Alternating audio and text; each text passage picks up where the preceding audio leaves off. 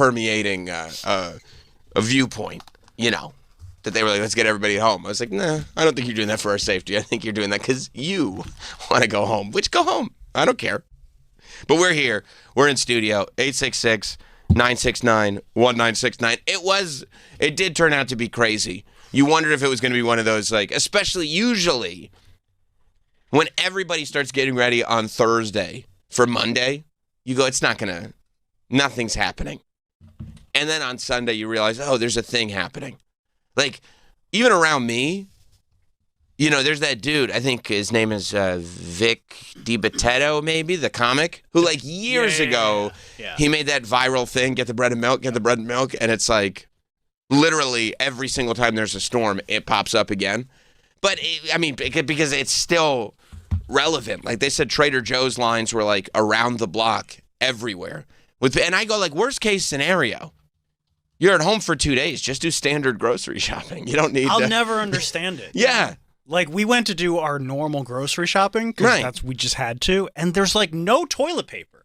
Bro. And I'm like, how long do you think you're going to be in your house? Everybody got screwed up by the pandemic. So everybody's like, work at home, line up in front of the grocery store, get the toilet paper.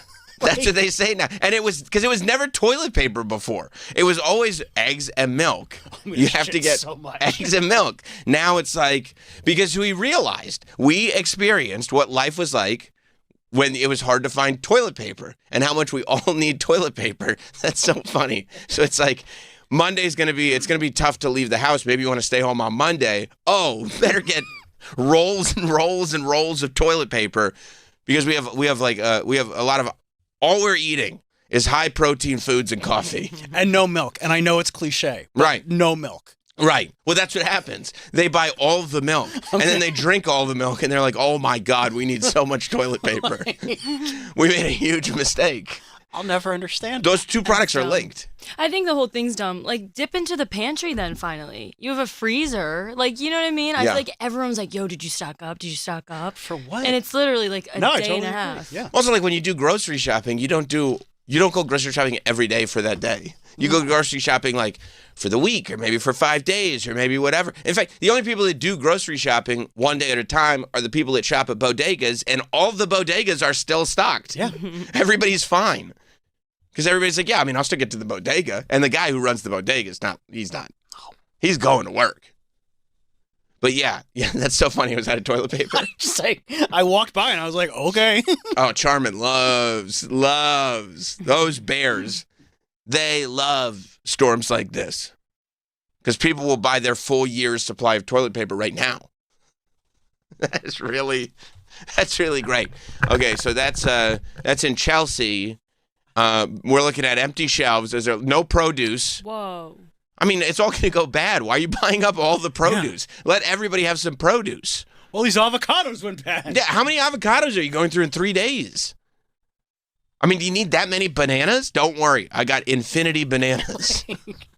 Why buy all this shit that you wouldn't normally... You would never normally have. Just make sure that you have groceries for Monday. And by the way, even if you don't, you'll be just a little hungry on Monday. You're not going to starve to death.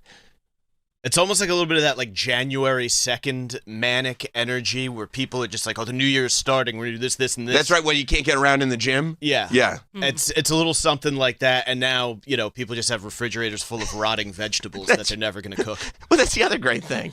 So, you know how many stews are going to have to be made? That regardless of how bad the snow is, there's no way that you're eating all this produce before it goes bad. It's impossible. I don't care how big your family is. You'd need a whole farm, and if you had a farm, you could grow your own produce. You wouldn't need to go to the store. The eggs, they just pulled the curtain down over the eggs. There was a shelf that said eggs, and the curtain was just pulled down. Dude, on Friday, I wasn't even thinking about this. I brought my kids to the local store that sells, kids' clothing and toys and stuff like that, the neighborhood store. And I brought them in to get new shoes. And I brought them in to get new shoes. Their feet had grown. It wasn't anything to do with any storm. They just had larger feet than the last time that they got shoes. So I went into this place, but they also sell toys there. And people were coming in, like multiple people. I was there for like 10 minutes. And people were like, do you have any sleds? And they were like, no, we don't have any more sleds. They're all gone. Oh! All they had was baby sleds. And the guy at the cash register goes, dude, we sold 200 sleds today. And I was like, 200 sleds today. You don't have a sled. And it's also, this isn't California. And for the first time, we're seeing snow. There's literally, to some degree, there is snow every single year. It's the winter in New York. There's always some kind of snow. It's rare that there's not one sledding day over the course of a winter. And by the way, this winter alone, we've had multiple sledding days already. Yeah, a few. Mm-hmm. But they sold 200 sleds in one day. It's insane. It's insane. But they're smart. He said, no, we sent out an email. We were like, make sure you're coming in and buying sleds and winter pants. And he said, everybody bought sleds and winter pants. It's like, good for you. Good for you. That's capitalism 101. Yeah. And toilet paper. Toilet paper. Get that toilet paper. And hand sanitizer. Yep. I stocked up. Yeah, you need to get hand sanitizer. And hair conditioner. Why do I need hair conditioner? Just trust me. All right, we're buying hair conditioner now. I mean, I feel like any product. Dry scalp. Yeah, any product you say, that's right, because you're going to need to be inside. The heat will be on. The heat dries skin. That's what it's going to do, a number on your scalp. How much conditioner do you have? I don't know, but not enough. I got to go get conditioner. Yeah, it really is. But I mean, I don't know. But then you sit there and you don't use anything that you bought, but you still feel good for having it. You go like, well, you know what? The storm came and I had all the things. I got ahead of it. That's why I didn't need it. Like, okay, I guess I understand that. Yeah, it was, but it was. We got like, I mean, they really like. It always turns into whatever it is, rain, snow, sleet, anything a mailman has to get through. It's always apocalypse prep, and I feel like that has to be examined because I think that is like it got way worse after the pandemic. Where now it's just either we're okay or it's the apocalypse. There's no sort of, okay, let me make sure I have a little extra salt for the driveway, you know? Let me make sure, maybe I get a little gallon of water just in case, you know, there's brown water or something. It's like, no, I need 10 gallons of water. I need all the water that's here. And also, no one else can have the water. I saw so many people buying bottles of water. Well, what if you get brown water and you can never leave your house again? It's just so much water, though. Right. It's a lot of water. It's like, how much water do you usually drink? We're more of a juice family. No, it's so we can bathe in the Poland Spring. That's what it means to be from Maine. But we did get a ton of snow. I mean, we must have gotten like over a foot, right? Like That's 2 feet of snow or something like that. You got 2 feet? I got a lot of snow. I feel like we probably got, in Staten Island, 10 to 12. 10 to 12? Which is way too much. It's a lot. It's a lot. Yeah, I mean, I got enough that, like, I decided to stay in the city last night to make sure that, like, just to, you know, eliminate excuses. And then that way I could judge anybody that didn't make it in, except everybody that had questions about making it in actually made it in. So it was okay. And you wanted to, you know, get out of having a shovel. Oh, yeah. Yeah. But I still had to. I mean, dude, there was so much snow. Like, I was like, okay, I'll come up. I'll just, like, check the trains. I didn't know how I was going to get in the city. But I figured, you know, I don't know. I got all day to get in the city. It's not going to be that. Trains are running. Right. And the trains were running. Yeah. Except Danielle hit me in the morning, and she was like, hey, by the way, in New Jersey, the trains are going to stop running at, like, 10 o'clock in the morning. Yeah, and everything else was already suspended the whole day. And I was like, what? But then in Westchester, I was like, Oh. okay, trains are still running. Okay, we're all right. I'm good. We're good. Did they stop running, Danielle? Yeah. They did? Yeah, She I texted had me in a panic because you weren't responding. At like 9 a.m., like so early. Like, I was I'm like, sure I I'll have to get go back. now. I was like, go, go, go, go. Yeah, I think they said, like, the PATH trains just started opening up, like, this morning. Wow. Yeah. New Jersey shuts down. Yeah. Yeah, we do. We had buses 24/7. Well, Jersey likes to give themselves a day. I guess so, right? Right, 2 days. Yeah. A couple of days, yeah. Path was running all night. The buses and light rail and all that stuff. NJ Transit was shut down. Path operates independent of them. Oh, gotcha, I had to gotcha. take Path in this morning. Is that you had to take PATH? Yeah. But you did have to find a workaround. Like, you usually don't take the PATH train? No, I usually take a bus, like literally a one-stop bus. Oh, so beautiful. Yeah, I just Ubered down to the PATH station, but some idiot. I love that, by the way, that Ubers work, but buses don't. Right? Oh, yeah. You know, I got a nice Uber Comfort, and some idiot got stuck because like Jersey City roads are all those tight one-way roads. Yeah. We're going up a hill right around the corner from my apartment. As soon as I'd gotten into the Uber, some fucking idiot tried to drive his sedan up a snowy hill. It's okay. It's a car. And the back of it, the trunk, I guess he was dropping off salt at some homes, maybe he was like a property manager or something like that. The back of it was filled with bags of rock salt. So just being weighed all the way down. She just sat there for 10 minutes while this moron just kind of like went back and forth trying to create enough momentum to get up a very big snowy hill. Yeah, I love when people are like, no, my gumption will get me past these physics. If I push my foot down hard enough. Right. Yeah, there's no way I'll just dig further. No, you got to want it. Yeah, that's right. No, you don't understand. I have a no excuses mentality. It is the Mike Cannon becoming the biggest comic in New York City. Yeah. Inside of 1 year. I'm going to do it. Yeah. I swear, I've had people like that. One time, I can't even remember.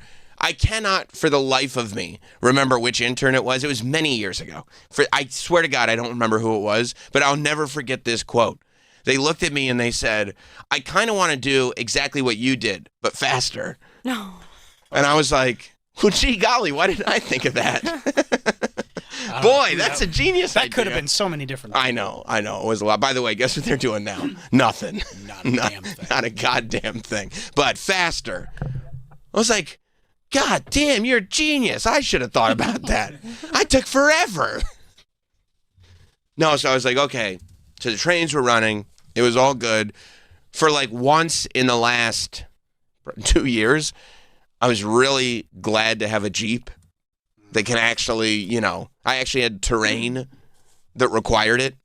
And I had to, after fixing the leak. And by the way, they light on fire now, unless you get the batteries replaced. That's cool. Yeah. So luckily I had done that.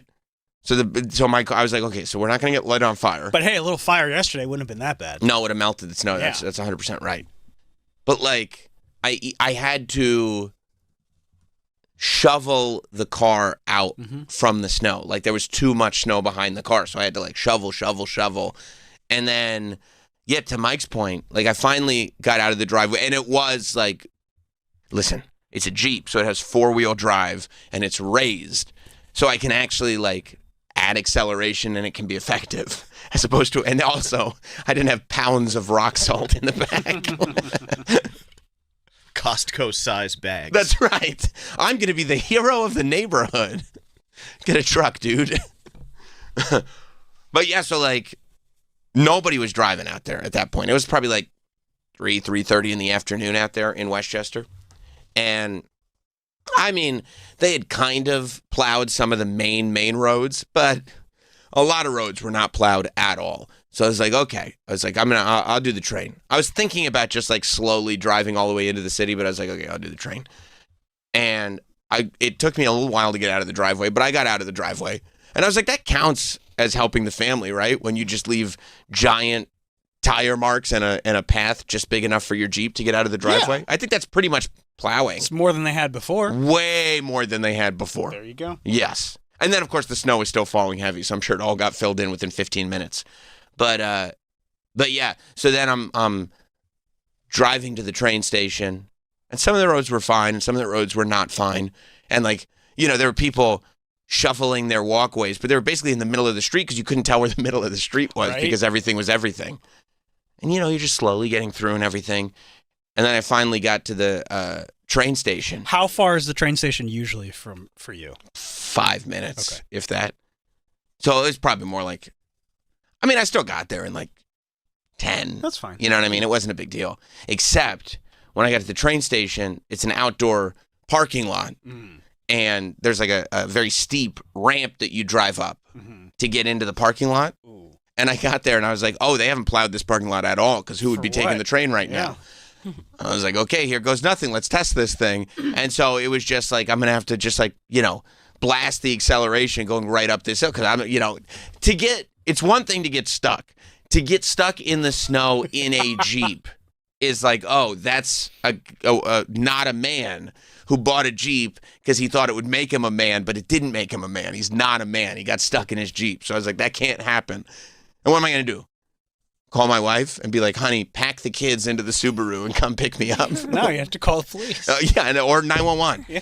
I was like, normally I understand this wouldn't be an emergency, but it's so humiliating. You're the only ones I could talk to. In a storm. In a storm. Listen, there's an emergency. I'm stuck. No, it's a Jeep. But it did not get stuck. Did all your ducks fall off? All the ducks are on the ground. Yeah, the ducks are gone. I should get ducked for the work that I did. That's an impressive use of a Wrangler. Did you have any issue? No, I got up the hill, and I felt like the man. Look at the big dog. Yeah. Look at the big dog getting up the hill. And did you just park like wherever you figured this was probably a spot? Well, that's another thing. The lot was obviously not plowed at all. Right. So one part of me was like, okay, so also it's going to be real interesting tomorrow afternoon because I'm probably going to get plowed in. Oh, my God. You're going to be totally plowed in. Right. Theoretically, I'll probably be plowed into the spot. So that's one thing. And, might have to call the family in the Sub. Awesome. Hey, I'm in a... Yes! And then also, like, it's a town lot where you're supposed to have, purchased a pass and everything, which I did not do that. No, you don't even pay for street parking. No. I mean, and I would have parked, but I parked in a numbered spot because it was the only one that I could actually see it was a spot because it's because it's numbered above. Oh, I see. Yeah. So I could see where the spot was. Right. But like realistically, nobody's parking in that lot today. Nobody's.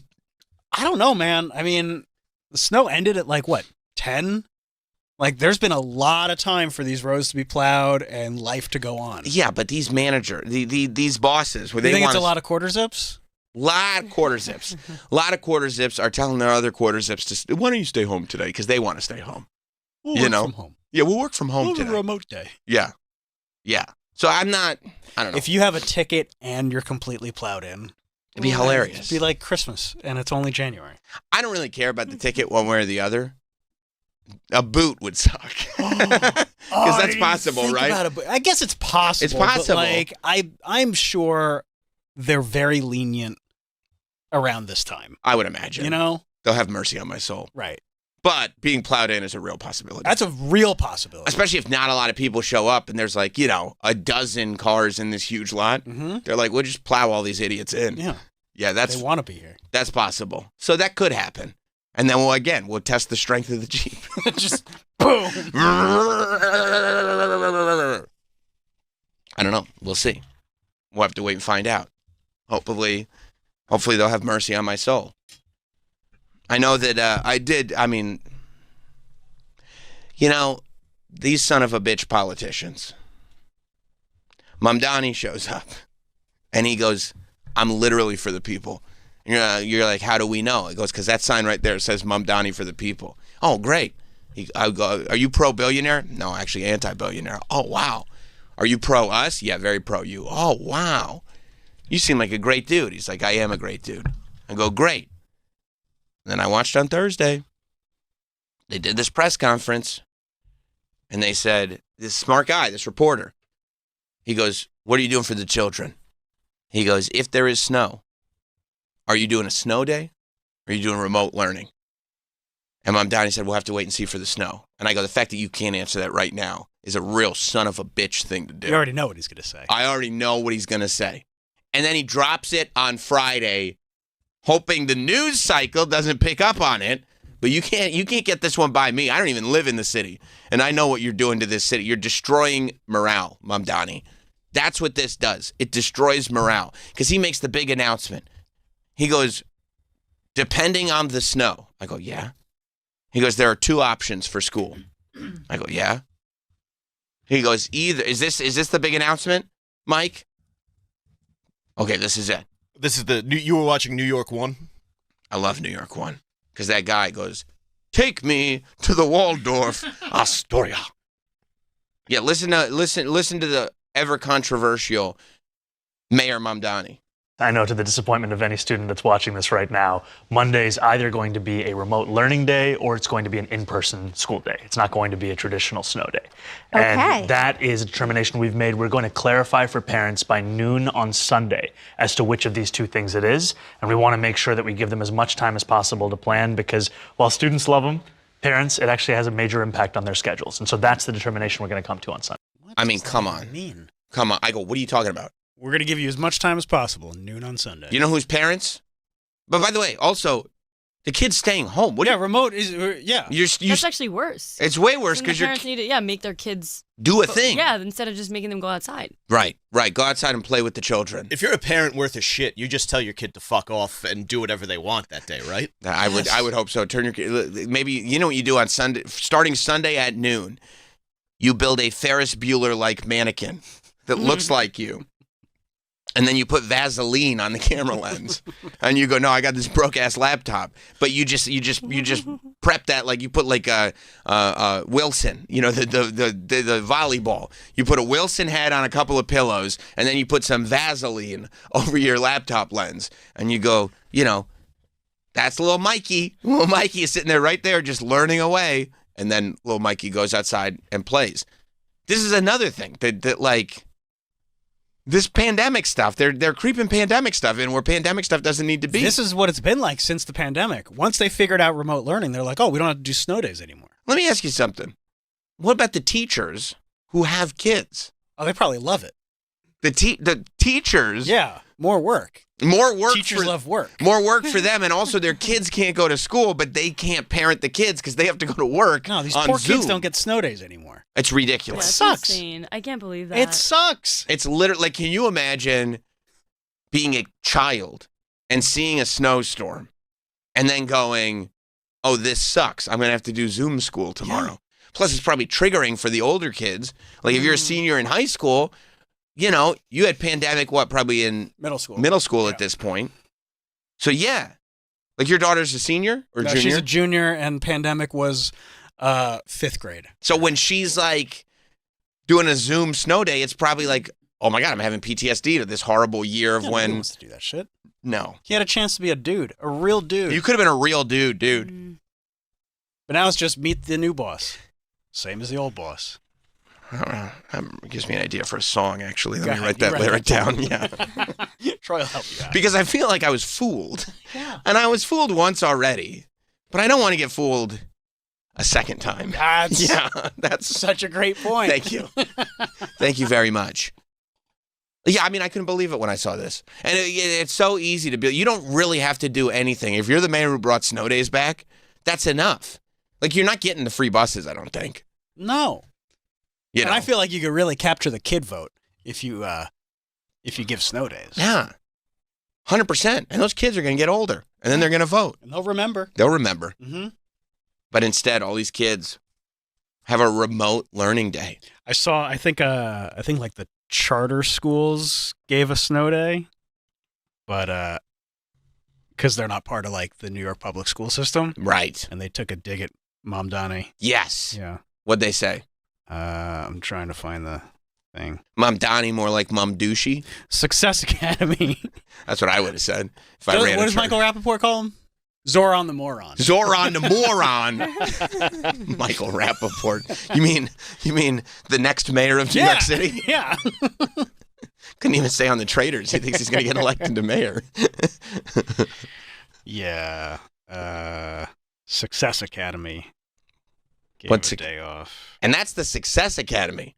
That's where people go to be successful, and even they gave a day off? Success Academy charter schools will be closed on Monday for a traditional snow day.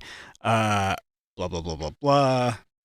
Unlike the district schools, we will not have remote learning. Instead, we hope you make snow angels, have a snowball fight, build a snowman, or just have your kids cuddle up with a book while enjoying the winter wonderland from the window. Oh, my God. They made it sound like the best snow day ever. Yeah, that sounds amazing. They made it sound like that movie Snow Day.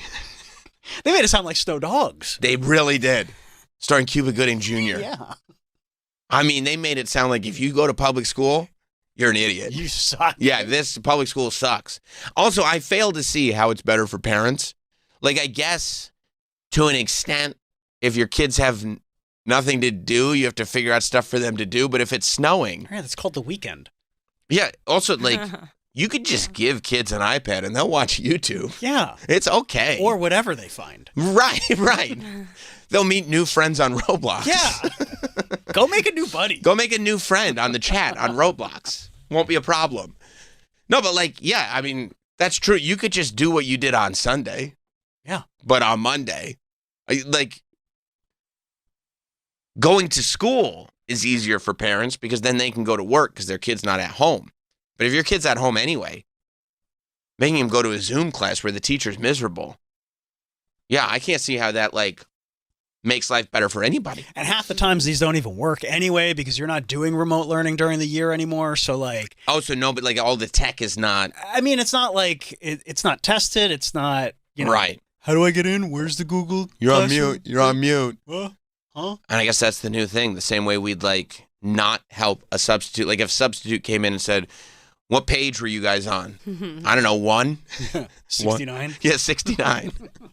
Although now it'd be 67. Yes. 67. 41. Yeah, the same way now. I mean, can you imagine if a teacher shows up not realizing they're on mute?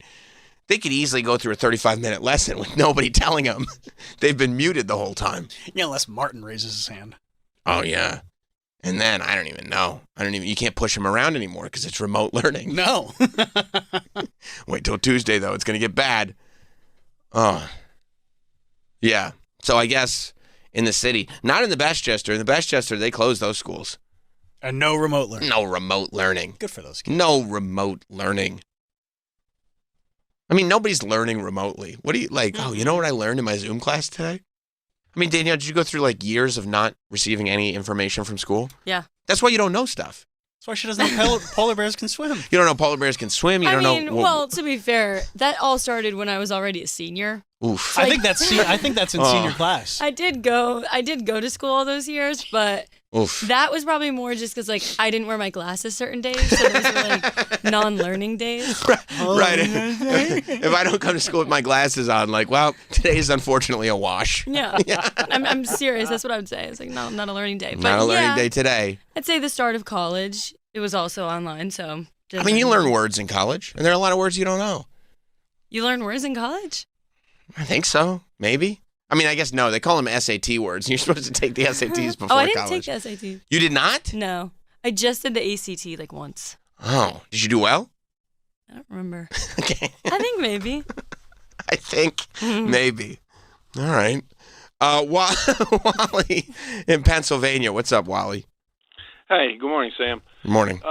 Hey, I saw Mamdani yesterday talking to Jim Cantori, and he was saying that the kids are going to be remote learning and that he would also be working.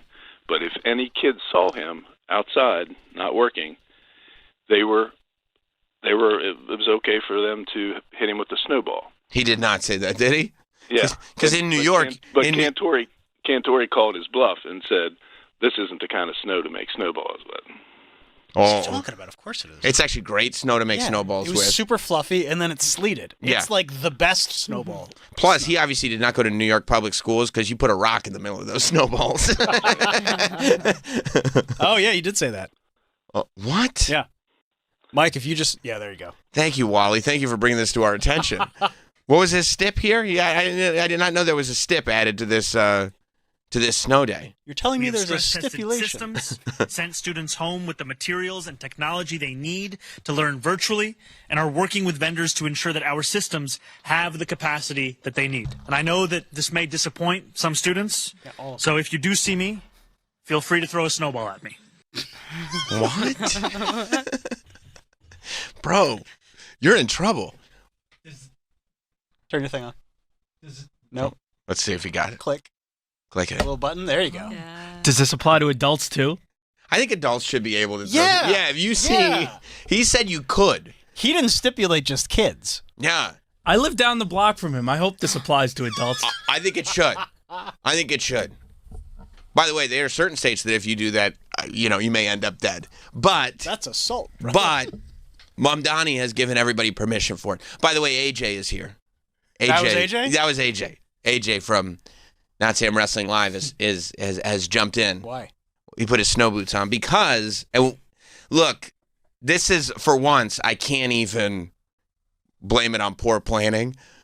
They literally started closing airports yesterday, not canceling flights, closing. LaGuardia was just like, we're just not open as an airport. Any flight that you thought was coming to LaGuardia is not coming to LaGuardia. Unfortunately, Troy Kwan, by the way, unfortunately, fortunately, and he's got this thing. We're looking at him on Zoom now because the old COVID Elvis bust is behind him. That's right. He's back in the Kwan Studios in Orlando, Florida. We have already seen multiple instances of Mr. Toots walking by the camera this morning. He's stuck in Orlando. He can't get out. I think they and to his credit, the original forecast, over 14,600 flights canceled or delayed amid winter storms. So this isn't even one of those things where we could, we've busted balls pretty hard. Planned better. I know. It's like, they literally, it was like 9/11. Like, they shut down air travel. Like, we can't have them in the sky. Troy, you're stuck in Orlando. And I know, because you told us, that you felt confident because the forecast originally had this storm coming like later on Sunday into Monday, which is where a lot of us made plans. And I had even spoken to Travis. I said, all right. That was cool. When I spoke to you? Yeah. Do you get excited when it's like, oh, this isn't the group text, this is single? And when it's single and we're not even at work. Right. And he's talking to me. And it's still cool. I've known you for 20 years. It's still cool. And would you say that, as I get more litter, that it gets more cooler? Yes. Yes. I tell more people.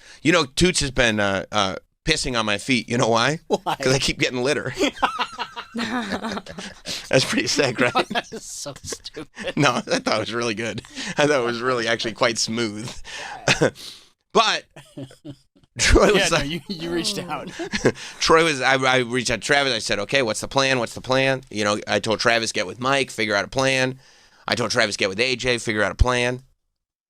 I got with Danielle, figure out a plan. Travis said, I'd go to work in a boat. I said, I forgot. Yeah, I'm fine. Boats keep going. And then he said this. This is what Travis said. I said, you could just get a hotel.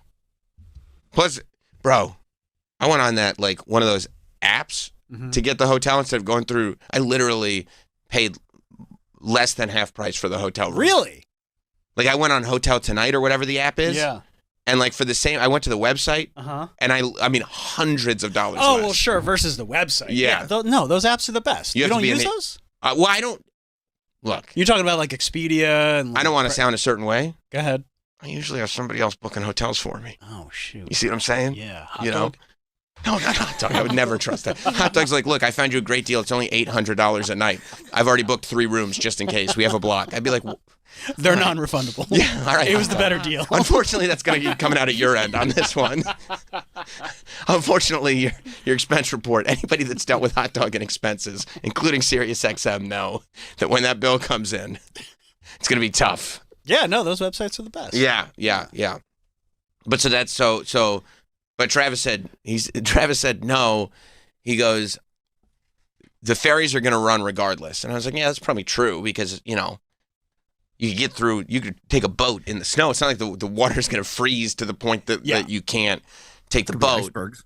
There could be icebergs. No, that's right. There could be icebergs. Unless there are icebergs. And I was checking. The worst it ever gets is they'll switch it to hourly because of low visibility. Right. I really can't remember the last time the ferry just stopped working completely. But if a ferry sunk because it hit an iceberg like the Titanic and Travis was on, go ahead. I'd think that was funny. You would? Of all the luck.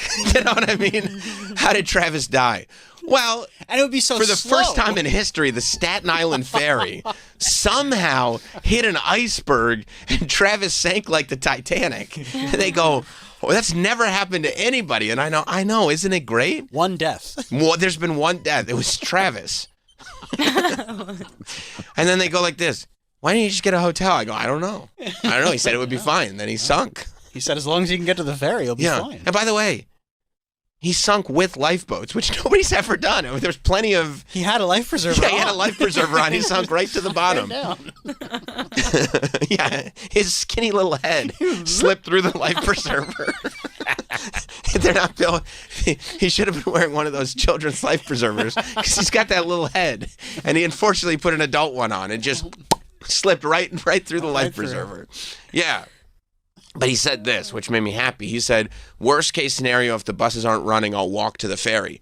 And I was like, I want to hear about this guy at 4:30 in the morning walking to a ferry. I would have done it. I woke up way early this morning just in case Right. buses weren't running and I needed to give myself like an hour to walk to the ferry. Because you knew it had been a scenario where it's like, you said no to a hotel. I made a commitment. You I said know no. what I'm doing. Yeah. Right. Yeah. And plus, I also knew that there was extra incentive because AJ volunteered to come in. And Danielle was coming in because she said yes to the hotel. And there was a scenario where I was like, oh, can you imagine if the not Sam people show up, but the serious people don't show up? They're all going to be sweating. Would have been a horrible look. Oh, it would have been a bad, not for me and my crew. No. And then there would have been a delineation. Yeah. And you'd be like, oh, no, I'm not part of the right delineation here. I'm on the wrong side of history. Nope.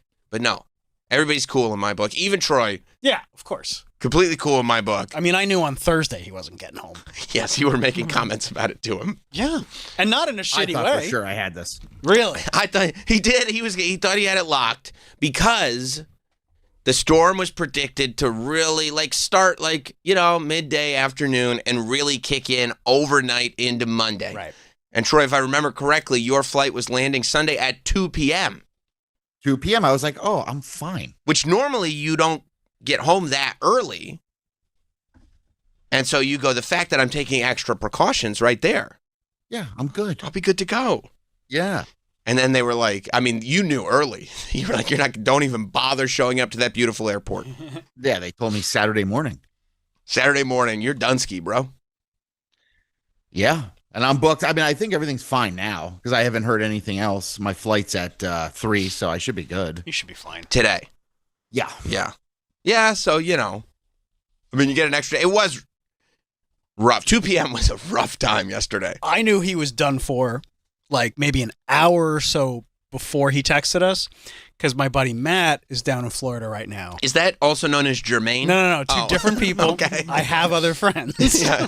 Jermaine, quote unquote, Matt.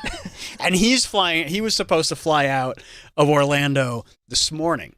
And he texted me and he said they canceled all Monday flights out of Orlando. And Oh, this wow. was before Troy reached out. So I was like, oh, if they canceled all Monday flights. Troy's fucked. They probably canceled the Monday flights to try to make up for the Sunday flights, honestly. Right? Because you got a flight Monday, you said, right, How Troy? all these people are getting home. You have a flight Yeah, today. I mean, there's nothing. I'm looking at the app right now. They don't even show availability for today and tomorrow. Wow. Yeah. Where are you flying into, LaGuardia or JFK? LaGuardia. You need a ride? Yeah, can you scoop me up? I can scoop you up. You want to hang out on Staten Island?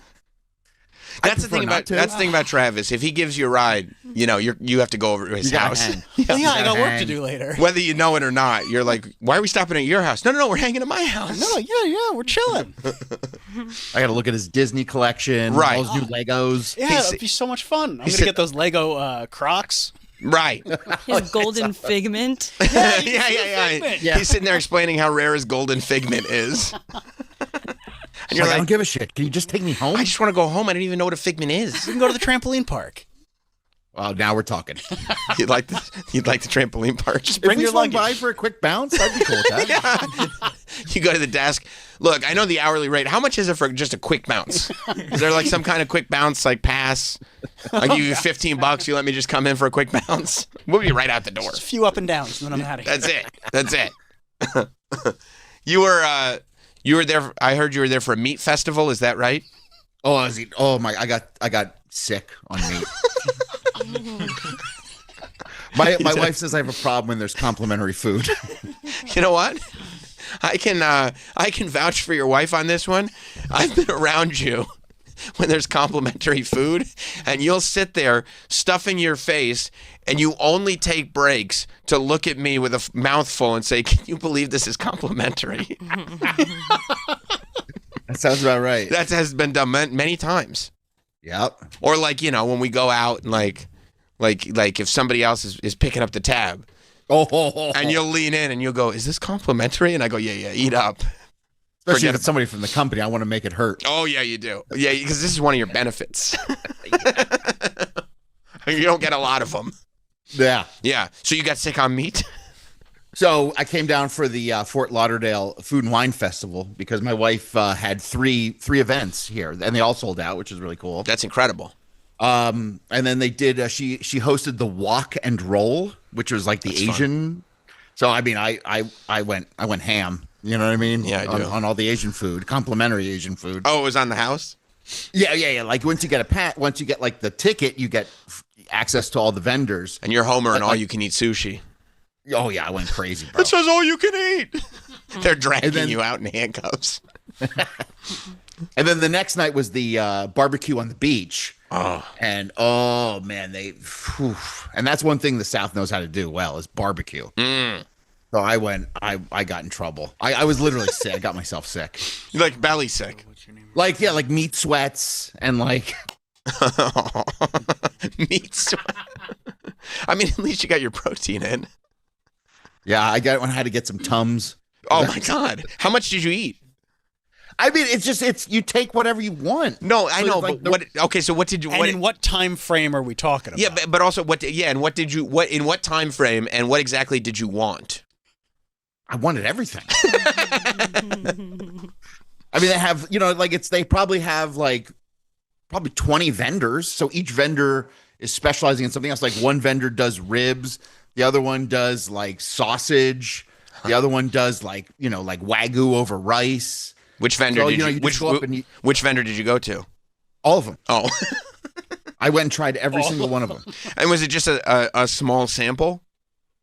No, I mean, they say take whatever you want.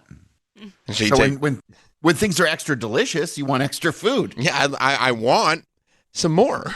Yeah. More. And you don't want to make people feel bad by not going to their Exactly. stand. No, especially if they see how much you ate at the stand next to them. They're going to want to see you eat that much at their stand as well. Yeah. Yeah. Exactly. You get the meat sweats? So I got the meat sweats. Yeah, I was sick. I had to get Tums. And yeah. I had to get it's just walking That around the acid festival. reflux, man. That's kicking my ass lately. Right. Well, If only there was something you could do to not get it. right. Maybe not eat all the meat available. Well, I was excited. I was excited for the event. No, It was it's nice awesome. to be in Fort Lauderdale. The weather was gorgeous. I got sunburned. Sure. So you were baking in the sun, just eating massive amounts of meat? Well, I baked it was at night, so I got sunburned, and then I went out for the meat barbecue on the beach. So sun and meat poisoning. Yes. Yeah. Okay. This son of a bitch. We're freezing up here in a blizzard. He's like, I got sunburned and ate all the meat I could. I mean, Yeah. it sounds great, but at least it's nice to know that Troy indulged so much that it wasn't pleasant. No. You know what I mean? That it made him sick. Like when you've gotten too much sun and you get home and you just feel like shit, like your skin feels bad, and then you Yeah, add completely. meat on Yeah. top of that. Not good. Yeah, with all the salt in the meat and the sun, you're completely dehydrated. I had Oh. a headache all day. You did. Yeah. You didn't have as much water as you should have, maybe. I probably should have had more. Come to Right. think of it. Right, because there was every time you were like, I'll have a glass of water, there was more meat there. Yeah. So you're like, oh, before I fill up on water, let me get some more of this meat. I'm gonna have some more ribs. Sure. Yeah, Let me have some more salty meat before I have this glass of water. yeah, that looks so good. The sauce they put on it. You had ribs? Lots of them. Yeah. And they were like fall off the bone ribs. Right. Delicious. And they fell right off the bone right into your mouth. Yeah. Yeah. Good for And you. I got there right when they opened. So you get like you could hit each one, you boom, boom, boom, boom. Get it done. He plans for And then a I had meat to come festival back like I 'cause do for Clarice hasn't- Disney. That's right. She had an event, so I had to go scoop her up and then bring her back, and then I showed her which were the best ones. People are giving you strange looks, and you're like, oh, it's okay. My wife has events here. Oh. Yeah, I had to pass, so I looked important. Sure. And poor Clarice is like, no, you can't just eat everything in sight. Did you eat any of Clarice's food? Oh yeah, all of it. All of it. All of that, too. It was good. It was a bender of a weekend. I'll tell you that much. I'm not happy with myself. He had a I lost get weekend. that. I get that. And when was the festival? The festival, I got in on Thursday, and that was I missed her. Wait, Thursday was walk and roll. She had an event on Wednesday I missed. Okay. Thursday was walk and roll, and then Friday was barbecue on the beach. Oh, so there was 2 days of this. Oh my gosh. Yeah. So you went back after the first day of destroying yourself playing walk and roll, and then barbecue on the beach, destroyed yourself again. Barbecue on the beach sent me into a bad place. This is great. So then what'd you do on Saturday? Saturday woke up, and then we drove back up to Orlando. Did you feel like a meat hangover? I did. Yeah. Yeah. I was unhappy with myself. You were? I can tell he's being honest. I can see it in his face. He's ashamed. I did bad things to myself. It's like I didn't need to do that. You know, every time I go through this process of like, I didn't need to do that. Why did I do that? Well, you love to indulge. Especially when it's complimentary and it's delicious. That's a deadly combo. Right. But you can't just have a bit. You can't just like appreciate, like have a little bit and go, oh, that is delicious. Thank you very much. You'd have to go like, oh, wait a minute. I have to go full throttle. Right. Yeah. The only person stopping me is me, and I don't feel like stopping. It's that Yeah, I Michael feel like- Rappaport mentality. It really is. It really is. He's got that plate in his mouth. This reminds me when Will Ferrell's character on The Office takes a handful of cake and he's like, I don't know why I did that. I'm sorry. And then he just does it again. What am I doing? He just grabs him by the hand. That's true. And like for me, He knows it's wrong. I watch that scene, right? And I go, this is literally when D'Angelo Vickers became a horrible character. Like his character makes no sense anymore. This is completely like this like that scene in and of itself is like, well, they didn't think about this scene at all. They're just letting Will Ferrell do whatever he wants in any given scene. This character makes no sense. No one would ever do that. Right. And then Troy is going like, I get that. Yeah, I don't know why I did that. I understand. But I kept doing it. Because Troy, but here's how it would be for Troy. He'd go like, oh my God, I want to take a bite of that cake right now. And then I'd be next to him. I go, grab a handful. And he's like, should I? I go, yep. And then he would. And then he'd go, oh, I shouldn't have done that. But now that I did it, I'm gonna do it like you're not going to get judged more for taking one handful than taking two handfuls. No, what's done is done. I'm going to grab another handful. Yeah. Yeah. I mean, did you eat on Saturday? I did. We went to a brunch spot and then we came back to Orlando and I had a salad. I was like, I got to eat something green. Right. Because that's your body telling you, like, what are you doing? Just stop. It's What like, do you- stop. What are you doing? Then you have to explain to your body that it was complimentary. It was free. And it's a whole process because she booked the Fort Lauderdale Food and Wine Festival back in September. So then you can see the vendors. So I went and looked up all the barbecue vendors, and I was In like, "This advance. stuff looks great." You know? He really is. plans. He really is. He's like Travis. He's 100% Travis at Disney World. And he just said he was at specific vendors for rope drop. Yeah. He got there before they opened to make sure he was right up front. When in reality, if your wife is there as part of the event, you should probably be a little more cool than that. You know what I mean? Like you should probably just be kind of in the cut a little bit. And then go like, okay, professional. right, when I make my way over there, I'll just say hello and maybe I'll grab a little sample or something. But no, Troy was like a fan who's been awarded a backstage pass. You know what I mean? And the guy that ran it was like super cool.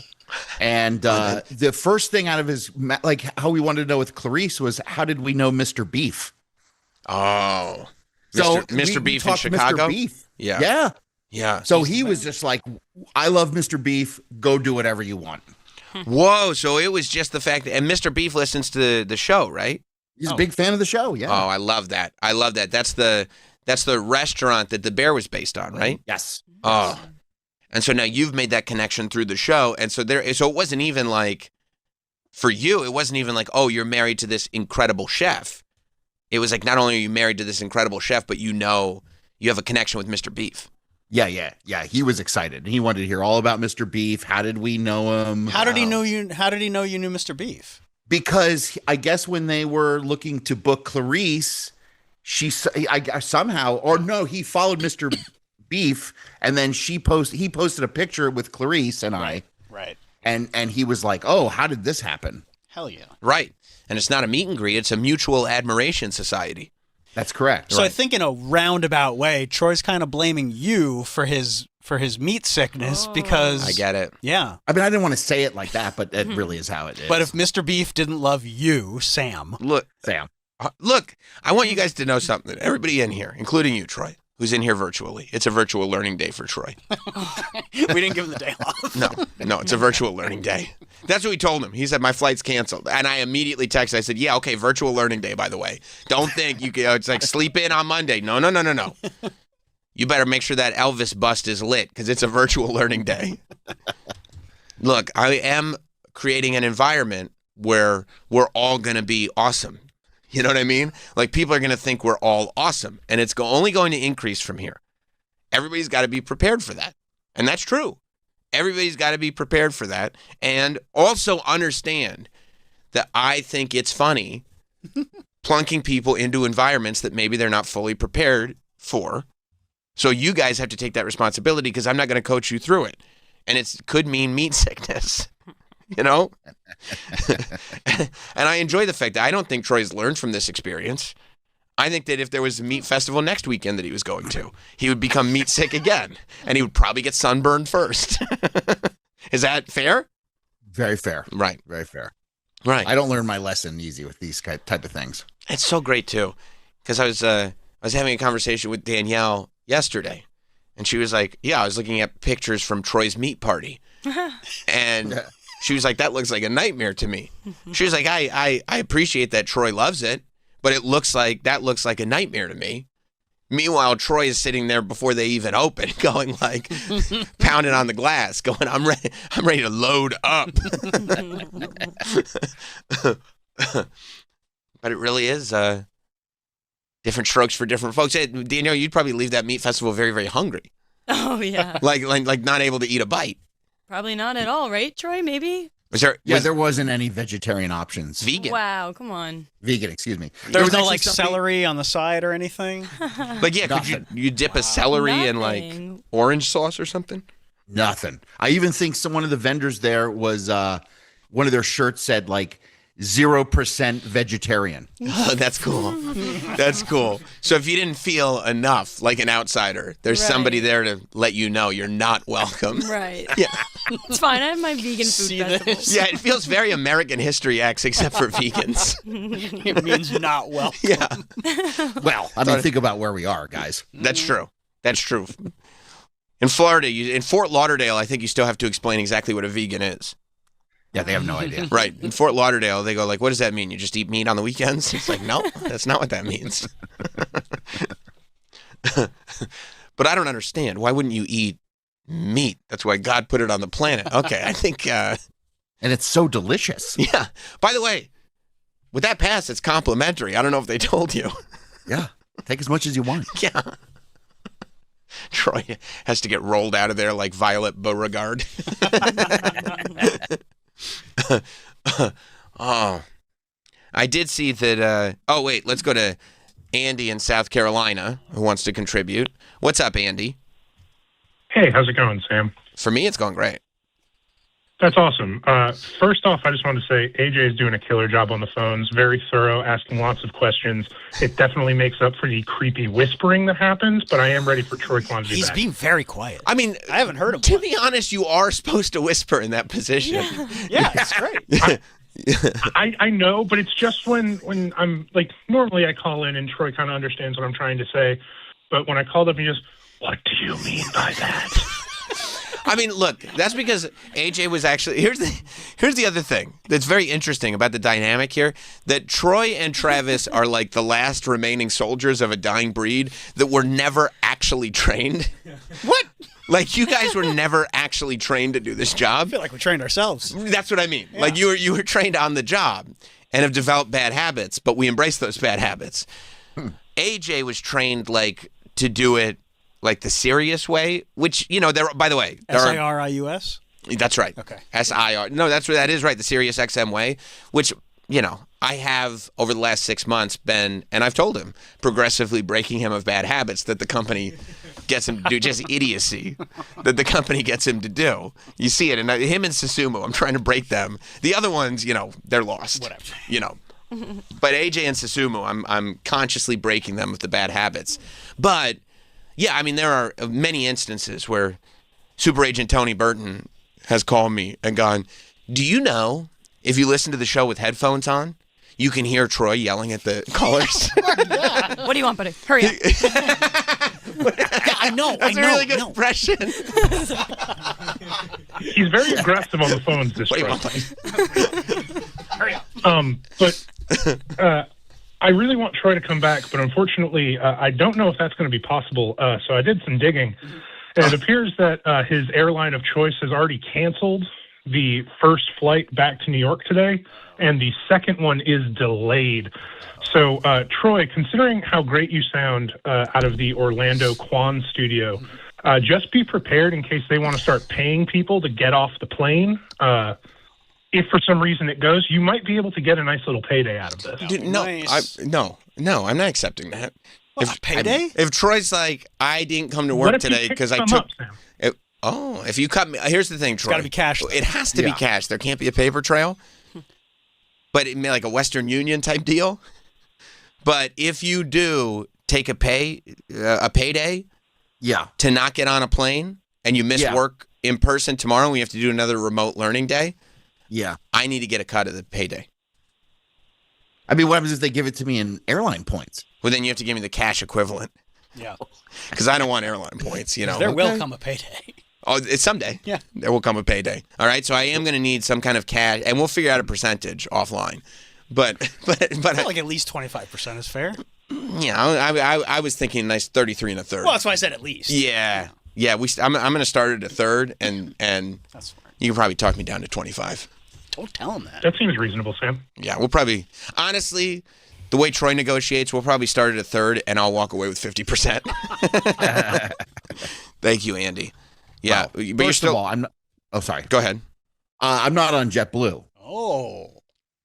And that was not by my choice, but this was a complimentary ticket, so I took it. Who gave you the complimentary ticket? The meat festival? Fort Lauderdale Food and Wine Festival. Let's go. Okay. Let's go. They flew you in. You ate them out of house and home. That's great, I mean, dude. I made out like a bandit. That's great, dude. You got your own. You didn't have to. So you paid for the gas to get there. That's it.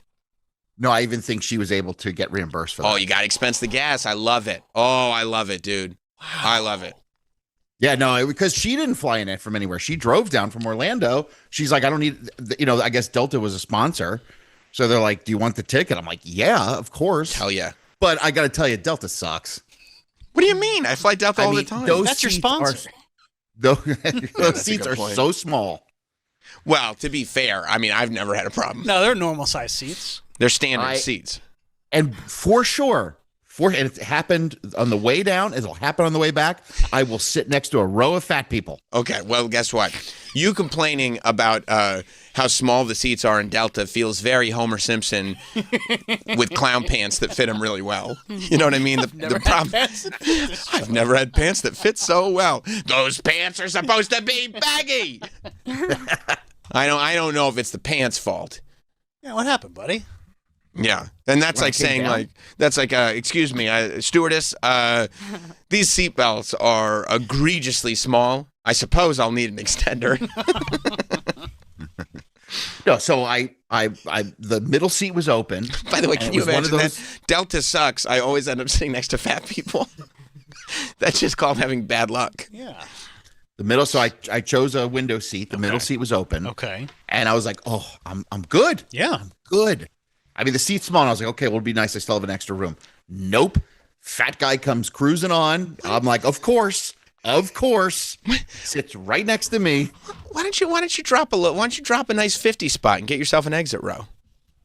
Because it was a complimentary ticket. I know, but you can still upgrade. Maybe not. Maybe if you're not the purchaser. Bro, I upgrade I get complimentary. I don't want to say anything, but Go ahead. most of my tickets are complimentary. And I upgrade every time. Okay. Every time I put my own. I like. You know what? Everything else is complimentary. I'll put a C note down. I'll get You're saying myself. it's Troy's fault for not upgrading himself? Well, yeah, you could definitely pick your own seat and upgrade yourself. Yeah, I mean for that, you could throw a nice $60 down and find yourself a nice comfort plus. I'm going to see. I don't even think I'm able to upgrade on my way back because the flight is packed. Wow, It's because you're Maybe. waiting No, until you're literally waiting until 6 hours. Yeah, all before the comfort, they're all about the the board. comforts. Yeah, that's weird. I can't believe that would happen 6 hours before the flight boards. If only you After had 14,000 canceled flights. after all the canceled flights. If only you had the opportunity to do it in advance. But like when they first gave you the ticket, you could have.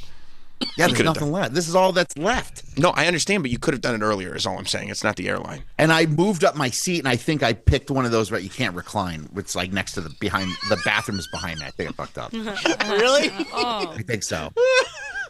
I love that Troy always has a complaint, and it always takes usually 2 to 3 questions to figure out that he fucked it up for himself. Yeah, no, because I was way in the back. I'm like, I don't want to sit all the way in the back. Right. What row are you in? Now I'm row 24, but I was in like 36. Right. And then you go like this. You click on a seat. There's a little eye with a circle around it. And you're like, well, I'm not clicking that eye with a circle around it. Let me just click that seat. I am not clicking on that. The eye with the circle around it would have told you, sorry, sir, there's no recline. The eye with the circle on it outside should have told you. I mean, whatever. It's so uncomfortable. It's.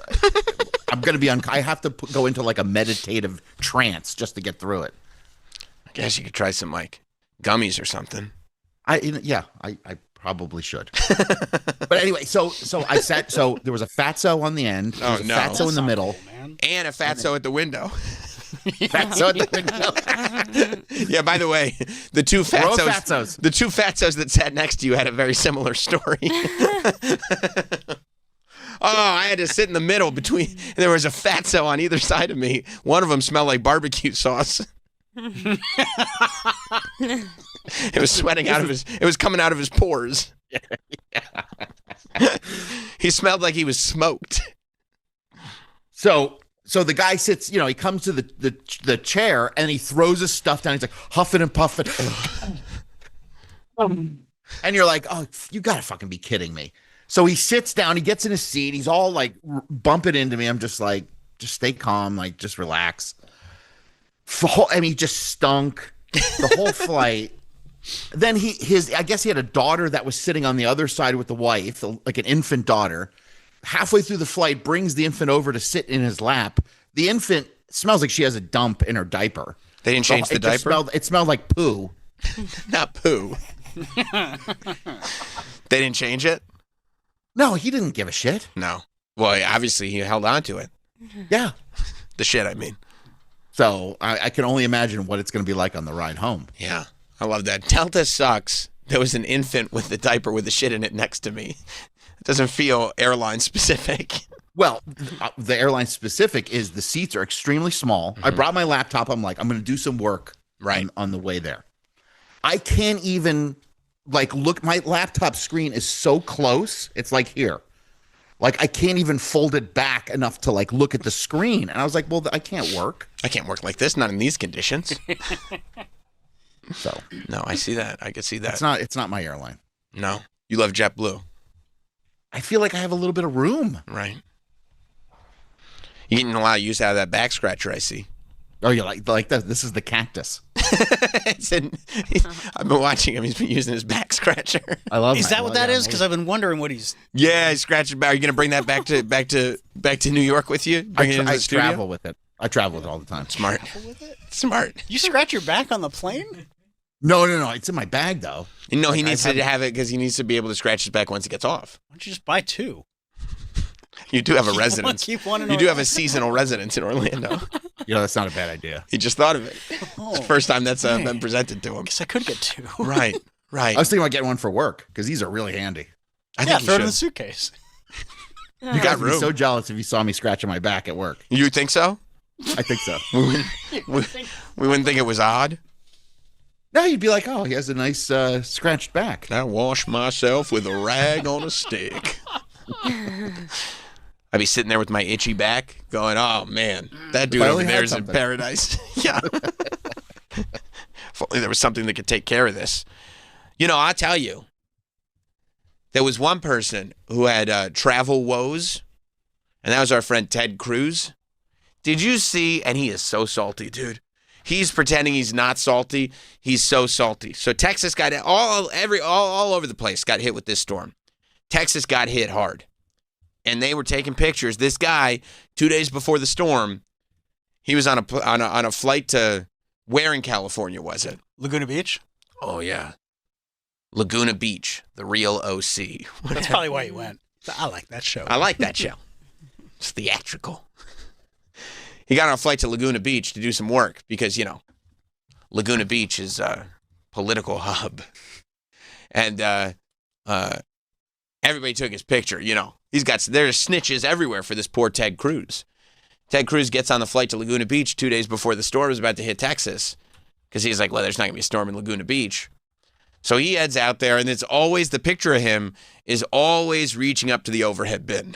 It's always, because there's nothing that says, I'm on vacation, I'm not here to deal with anything, than like getting your bag out of an overhead bin. You know what I mean? That's the beginning of like, well, no cares for me. And so they took his picture on the flight and then just spread it everywhere. Because you remember when like Texas had that other horrible winter storm like a year or two ago, and all the power went out everywhere. He flew to Cancun and left his dog behind, they said. They went to his house, and they took a picture of his house, and you could see the dog behind the sliding glass door. And so the narrative became he left Texans to fend for themselves while all the power was going out, and also left his dog behind. Real quick, just to wrap up Troy's story. Oh, please. I finally found his flight and the plane that he's on and everything. Yeah. Troy, you're in row 24? Yeah, I think so. Yeah, he is right in front of the bathroom. That's great. That's awesome. That's awesome. Oh, great. So my seat won't recline. No, and it's going to smell. It's going to smell like, well. It's better than on the other side. When you're facing next to the door with the bathroom, that you get the whip. Sure. Right across. Well, you don't want to sit downwind. No. Then you're like, Patriots and the Broncos had to deal with the wind last night. Now Troy's dealing with the wind this afternoon. No good. By the way, I'm looking now. Senator Ted Cruz, R, Texas. Oh, okay. I wasn't sure where he landed. Was spotted earlier today, January 20th, 2026, on a plane heading to Laguna Beach as the state of Texas braces for a rare ice threat and Arctic cold front. They didn't mention the fact that he left his dog to starve the last time. I do love that nobody checked to find out if he had, odds are he had somebody going to the house Yeah, of course. to be with the dog and check on the dog, maybe even staying with the dog. No, it was like, look at that, because the dog was at the sliding glass door. It was perfect. Just looking out, going like, will someone please take care of me? I've been left to fend for myself in the bitter cold. I'm going to die. And so the narrative was Ted Cruz left his state without power and his dog to starve. And it was like, if I remember correctly, it was like a small little white dog. It was a tiny dog. Indefensible, like. It looked like the type of, it looked like a little poodle. A little poodle just at the front door going, why won't anybody help me? Like if it was a German Shepherd, people would be like, that dog's going to be fine. That dog's going to be fine, and it's honestly there to protect the house. This dog's Poodle's lost like, already. What happened? I don't know how to fend for myself. I was I was genetically engineered to be taken care of by people. I go in bags. Yeah. I'm a dog to be carried by people like Ted Cruz. But he's left me. Yeah. I brought Fifi with me. Hope nobody minds. Heidi, did you bring Fifi? He is the type of guy to have a dog like that. 100%. 100%. That's a Broadway dog. Oh, that's a big-time Broadway dog. Fifi, do your dance I taught you. That dog knows all the Dear Evan Hansen songs. Yeah, absolutely. Knows how to get on its hind legs. Yep. She really does. Dear Evan Hansen is on regular rotation in that house. So he got back on a plane because that's what he does when winter storms are coming, I guess. That's what it seems like based on the evidence I've been presented with. He gets on the plane. He goes to tropical locales like Cancun or in this case, Laguna Beach. And also he comes across as even more, you can go back to that photo of him on the plane, Mike, because he comes across as even more of a shithead because it appears that Ted Cruz is the type to stand when the plane lands. I don't know. I mean, everybody seems to be in their line waiting. No, look at that lady with the head. See that lady's head seated in the seat while the people around her are standing? That's the way one behaves. Yeah, but That's the way one listen, behaves. I got to defend Ted here because if somebody thinks that they're going to get in front of me, I'm standing up. Bro, So I will stand like Ted because I don't want people that are behind me sneaking up and getting in front of me. you're right, but this is the move. Always get an aisle seat. Always. Lean yourself up against the side of the chair. Stay seated. Okay. Elbow way out. No. People, So, like- people come around you. They would have to knock your elbow, and generally they won't. And if they do, you look at them like, "What are you doing?" No, I'll, sorry. stand up and defend my Your space. Yeah. I also one thing that brings me joy is the person in the window seat starts to like I'll stand up and I'll get my bag, and then the person in the window seat starts to stand up, and it's like, no, we're not doing that. So I get my bag and sit right back down. Every 10 times out of 10, sit right back down, put it in front of me. It's just like, no, this is so I can make a speedy exit, but we're sitting. We're not savages. No, I protect my house. No, you're right. I usually just I do it with a foot and an elbow in the aisle. See, I wouldn't trust that much Well, to deter people from walking ahead of me. Probably because you give the type of vibe where it's like we can walk all over this guy. Yeah, well, I got a scrawny elbow and scrawny foot. That's true. I got to put my whole body You out can kick there. them. You can. Kick them, but then that's assault. No, it's not. Not when you do it. Get Yeah. back. Get back. Stop it. Do you double dare me? Right. Right. No, yeah. Stop. I'm next. Okay, hall monitor up here is not. No, letting me go. I'll defend Ted there. He shouldn't be on that plane. Why? Because it's going to a place that's not Texas in an ice storm? Yes. Yeah. Yeah. And so then he says that this was planned, but I'm convinced the internet made him go back home again. Because that's what happened in Cancun. The internet made him go home, and he had to be heated over that. He lied again. He Lion Ted, one hand on the Bible. But Lion Ted, he goes, last time he said that he was going to Cancun to drop his family off and then coming right back. Which is like, no one's ever done that in the history of Cancun being a thing. Like, you go to the airport, but you leave him at the metal detector because you can't get through without a ticket. Yeah. You drop him off. But you certainly aren't like, I'll get on the plane with you and I'll make sure you leave the airport in Cancun. Let me even help you check into the hotel. But once you guys are checked into the hotel, I'm back on the plane back to Ice Storm, Texas. Especially if an ice storm is coming where who knows if you'll be able to get back on the flight back home. Come to think of it, I'll probably just catch a quick nap here at the hotel. I mean, I'm here. And maybe a dinner. Right. Grab a dinner. It's complimentary, I better take advantage of it.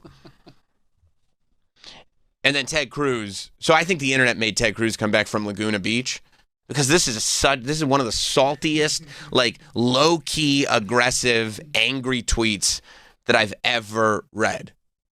He's standing on what could be his front lawn. I don't know. Making a very weird pose. He's got his button down, tucked into jeans. Looks very much like a cosplay cowboy. Tucking into jeans is one of the weirdest fucking things that guys do. It's tough, dude. It's odd really look. tough. It really is a strange look. It's a casual pant.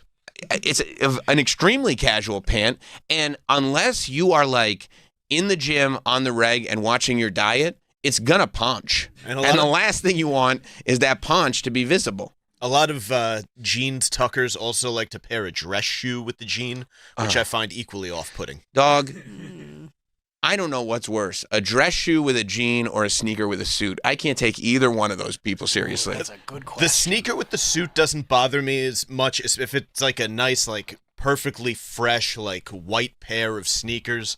I'm not that offended by that, but the dress shoe with the jean and a tucked-in button-down shirt screams, I don't know how to dress myself. It screams, I don't know how to dress myself. And you know what it is? It's very quarter zip. It's like the guys who don't know how to not wear a suit. And so they think that this is casual. It's like if you have a wardrobe that is all suits and athleisure, you probably think like if you're not jogging and you're not going to work, I guess I should tuck a shirt into jeans.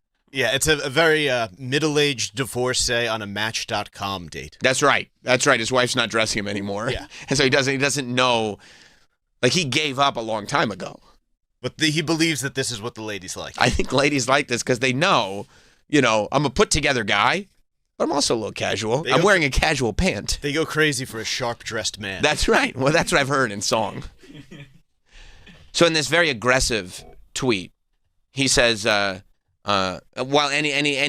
like with his button-down shirt tucked into his jeans, sleeves rolled up because he's ready to get to work, and his belt on, also like the belt with the jeans and the tucked in. It's like, I don't know what we're going for here. And you're right, Mike. He's got a dress shoe on.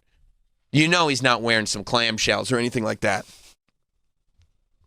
He writes, I've returned home from my work trip, which already, nobody calls a work trip. Like, I'm back in Texas, you could say that. If you're on a work, the only reason anybody ever says work trip is because one of two things. A, you're trying to convince the internet that you are on a work trip and not a vacation, or B, you're trying to convince your wife that you're not cheating on her. That's the only times that you call a trip a work trip, because there's no reason for you to emphasize it that much. If it's really a work trip, we already knew it was a work trip.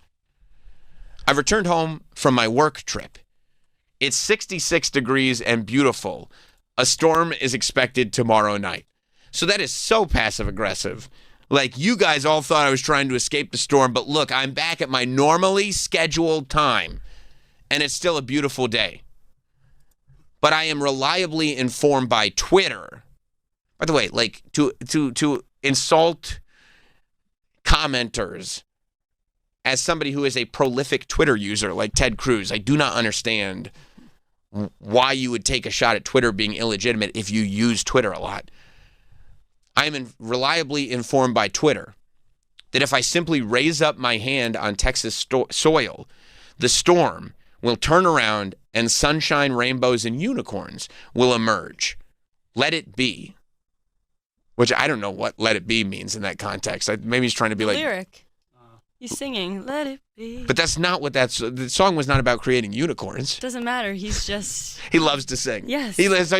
You're saying because he's got a song in his heart. Always. There has to be a lyric that corresponds to this. I see. You're probably right. And there's an emoji of a sun, and sun is in the lyrics.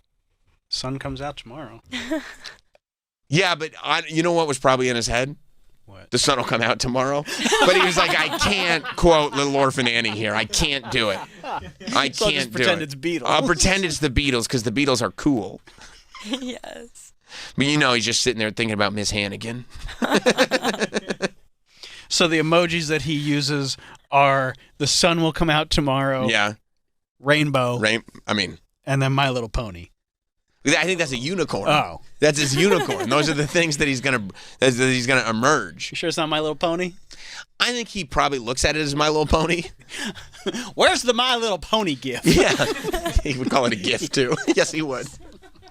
Oh, Dad. Heidi's like, you're so embarrassing, Ted. Don't say things like that. Yeah. I just love his idea too, that he's like resentful of people who thinks that as a senator from Texas, a representative of the state, that he should be on the ground if a storm is coming. Nobody thinks that the senator is going to stop the storm from coming. However, everybody thinks the senator should be there to make sure everybody's taken care of. I mean, the idea that because that says without saying, hey, well, you guys don't want me in Laguna Beach, but it's not like I'm going to stop it from being here. So let me just go back to Laguna Beach, And then did you see him get into beef with my guy, Governor Andy from Kentucky? No, I didn't. Oh, yeah. He's the one that you had on your wrestling show? Yeah, he's my dude. Okay. He's my dude right now. Governor Andy Beshear. Now, Ted Cruz is also my guy because he's my show tunes guy. Right. But Governor Andy hit me with some wrestling knowledge. That's tough. Governor Andy loves wrestling. Ted loves Les Mis. I know. And the It's like same mom thing and dad happened. fighting. I know. Because Governor Andy started talking about kayfabe like he knew. And I was like, oh, shit, this guy knows his shit. This is cool. Ted can sing Javert. I know that, too. That's really awesome. Maybe you're the guy To bring them together? Because I could explain, why, maybe I could explain to Governor Andy why Les Mis is one of the great babyface heel stories of all time. And you know what I mean? And why, and Ted Cruz would be right there with me, and we'd realize that maybe we have more in common than we think. Yeah, common ground. But Ted Cruz tweeted out a photo. I think Ted Cruz got like Troy gets got sometimes. Troy, you know how the internet can sometimes really pull the wool over your eyes? Oh yeah. Well, Ted Cruz got because, I think, and Troy, correct me if I'm wrong, but when you're emotional, like when you're angry about something, is it easier for the internet to get you? Yeah, absolutely. Yeah, because you're already upset, right? Yeah, you're in a heightened state of emotion. That's right. So Ted Cruz is all bummed out that people made him come home from Laguna Beach. And some dude posts this image of Andy Beshear, the governor of Kentucky, in Europe. And Ted Cruz just makes this emoji face with it. This like, Oh, the thinking. Right. Because it says here, like, click on, whoever it was deleted it. That's so funny. Whoever it was deleted it because they realized it was inaccurate. Because it says, now Ted Cruz just has a thinking face over a deleted tweet. Because the original tweet was a picture of Governor Beshear. Oh, there it is. Okay, click on the images, the other, that image, so I can read the tweet, if it's possible. It's all one image. I can zoom on it. Thank you. The thing that. No, I don't think that's gonna work. Well, whatever. I got great eyes. Hang on. Watch this. Just turn around. You guys are gonna get blown away. This Kentucky Freedom Coalition. Wait, go back to. I don't have that good eyes. Go back to where it was before. I got it. The Kentucky Freedom Coalition tweeted out the liberal media, which I have been saying for years. You have. Something needs to be done about the liberal media. The liberal media went wild when Ted Cruz wasn't in Texas for the major free. By the way, are we part of the liberal media, or do we just think internet shit's funny? I think we think internet shit's funny. Okay. All right. You're the producer. I had to think about that. Well, good. I'm glad you clarified that. Because I read some of these Twitter accounts. Being the liberal media is the worst thing you could be. Listen to this guy, the Kentucky Freedom Coalition. I love Kentucky. The liberal media went wild, they say, when Ted Cruz wasn't in Texas for the major freeze a few years back. Well, I love that. Well, Kentucky is in a declared emergency, and Andy Beshear is touring Europe. The media won't say a word, though. Ooh. And then Ted Cruz quote tweeted that, and he put the thinking face emoji, which is it's equivalent to the, I don't know if he's doing it anymore, but remember back in the golden age when Elon used to quote tweet and write interesting? He still does. Interesting. He gave it an Elon interesting. Now it's like, so you agree? No, I just think it's interesting. Right. Now, Mike, do not close out on that image. Leave the tab open, but then go back to Ted Cruz's tweet so I can read you the community note. The community note then says, Governor Beshear returned from his Europe trip and declared a state of emergency on January 23rd, 2026. He held a press briefing from Kentucky's Emergency Command Center on January 25th, 2026. So they say that he was on this Europe trip, but once there was a state of emergency coming for Kentucky, he came home and then declared the state of emergency from Kentucky without saying, I don't see what me being here is going to do for anybody. So then go back to the other tab you had open. He called it his Euro trip. Governor Beshear did? Yeah, because of the movie. Movie's lit. Yeah. Mike, you like that movie Euro Trip? Of course, it was a romp. I was hoping you would say that. It took the things that we're used to seeing teenagers and young adults do in the United States, right, but put them into a European setting. That's right. And we love that, don't we? We're all different types of tomfoolery were possible. A lot of it sexually based? Well, unfortunately, they did get their hands on some absinthe. Oh, wow. May have resulted in some accidental incest. Wow. Oh, darn. Not on the Euro Trip. Well, you never know what's going to happen. That's Not right. Accidental incest. Well, see, after the success of Road Trip, which took place in the United States, which in and of itself was a romp. Yeah. Imagine a romp like that, but a Euro one, right? We love to watch people sow their wild oats. Yes, we do. Yes, we do. That was a Michelle Trachtenberg vehicle, right? It absolutely was. After she and I were cast together on the film Figure It Out. I don't know if that was a film. I think it was. We were cast together on that film. It was great working with her, by the way. So in Andy Bashir then responds, sorry for missing this earlier at Ted Cruz. Oh, this is fire. He knows wrestling. He knows how to cut promos. Sorry for missing this earlier at Ted Cruz. Been busy leading my state's emergency response all day from Kentucky. Oh. And then this guy who collected the images just writes, dumbass Ted Cruz falls for another fake deceptive post from a random account again. See, and I love this so much because Ted Cruz is the one that goes like, oh, apparently Twitter said I need to come back home. And then also in the same breath goes, Twitter said that Andy Bashir isn't in Kentucky. And so now there's deep government beef between a senator and a governor right now. Bashir versus Ted Cruz. And right now I think Bashir's got the leg up on this. Which, I'm happy with either outcome, to tell you the truth. You're a winner either way. Right. Broadway or wrestling, you tell me. I've always thought it was one and the same, to tell you the truth, but a lot of wrestling fans don't see it that way. They're wrong, but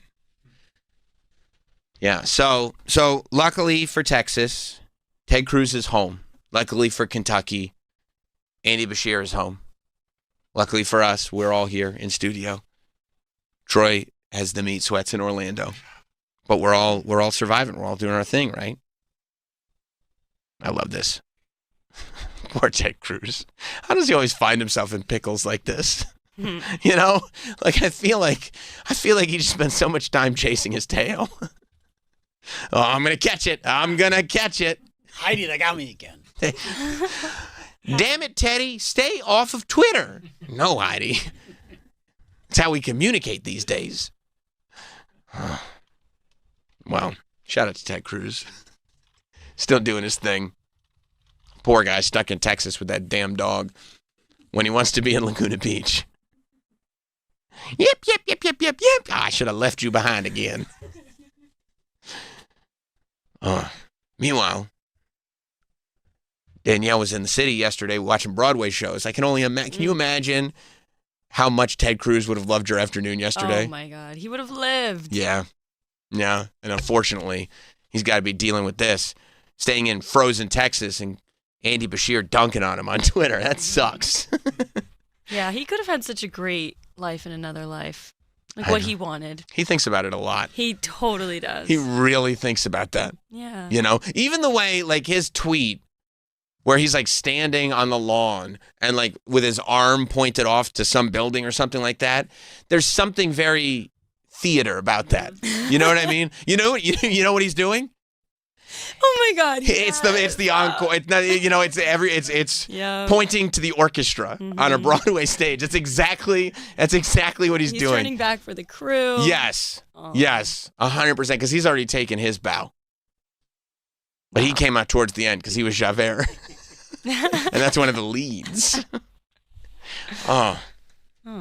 He probably does think Javert was the babyface in that. That's why he went into government. Oh, I love it. I absolutely love it. Well, we are here. When we come back, there are a couple things that we need to catch up on from last week. Number one, Troy, we released the music video exclusively on social, on Sam Roberts SXM on Instagram and on Twitter. So if you want to get an advanced listen, we'll have it. But we didn't last week get to play a great week of shows because we had to surprise Danielle with Kenny Ortega. So when we get back, we got to play Great Week of Shows from last week because, in hindsight, it was a great week of shows. And we got to talk about the Kenny Ortega Danielle surprise that everybody seemed to really, really enjoy. And, of course, conference championships. Mike, did you watch? What? We'll be back. Stay right there. Y si tu man te quiere parar, dile que no, pone la ley, corre a la disco, yeah, porque tu mana. We will be right back with Sam Roberts Show. The Bonfire with Big J. Okerson and Robert Kelly. You're nonstop chewing. I haven't chewed anything. I know. And you know what? Christina's on mic too, and I think she chews. I'm not a host. I love you so much. When Christine came in she thought it was a commercial break, and just in front of a hot mic, she just comes in with the snacks, and she goes, "I love snacks."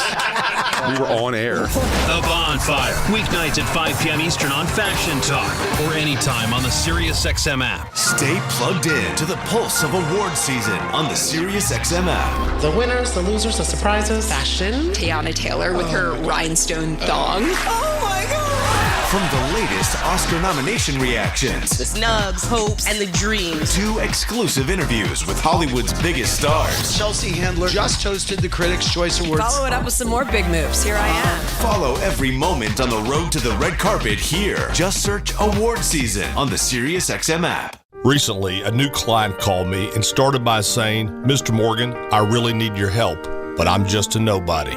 Those words stunned me, and I immediately called him back, and we're now helping him and his family after a terrible accident. I'm John Morgan of Morgan & Morgan. Everybody who comes to our firm at their time of need is a somebody. I grew up poor, but my grandmother was like a queen to us. At Morgan & Morgan, our goal is to level the playing field for you and your family at your time of need. The insurance company has unlimited money and resources. You need a firm who can fight them toe-to-toe. For right at 30 years, we have fought them in courtrooms throughout America. Our results speak for themselves. And always remember this, everybody is a somebody, and nobody is a nobody. Visit forthepeople.com to learn about our firm. Morgan & Morgan, for the people. Injured? Visit forthepeople.com for an office near you.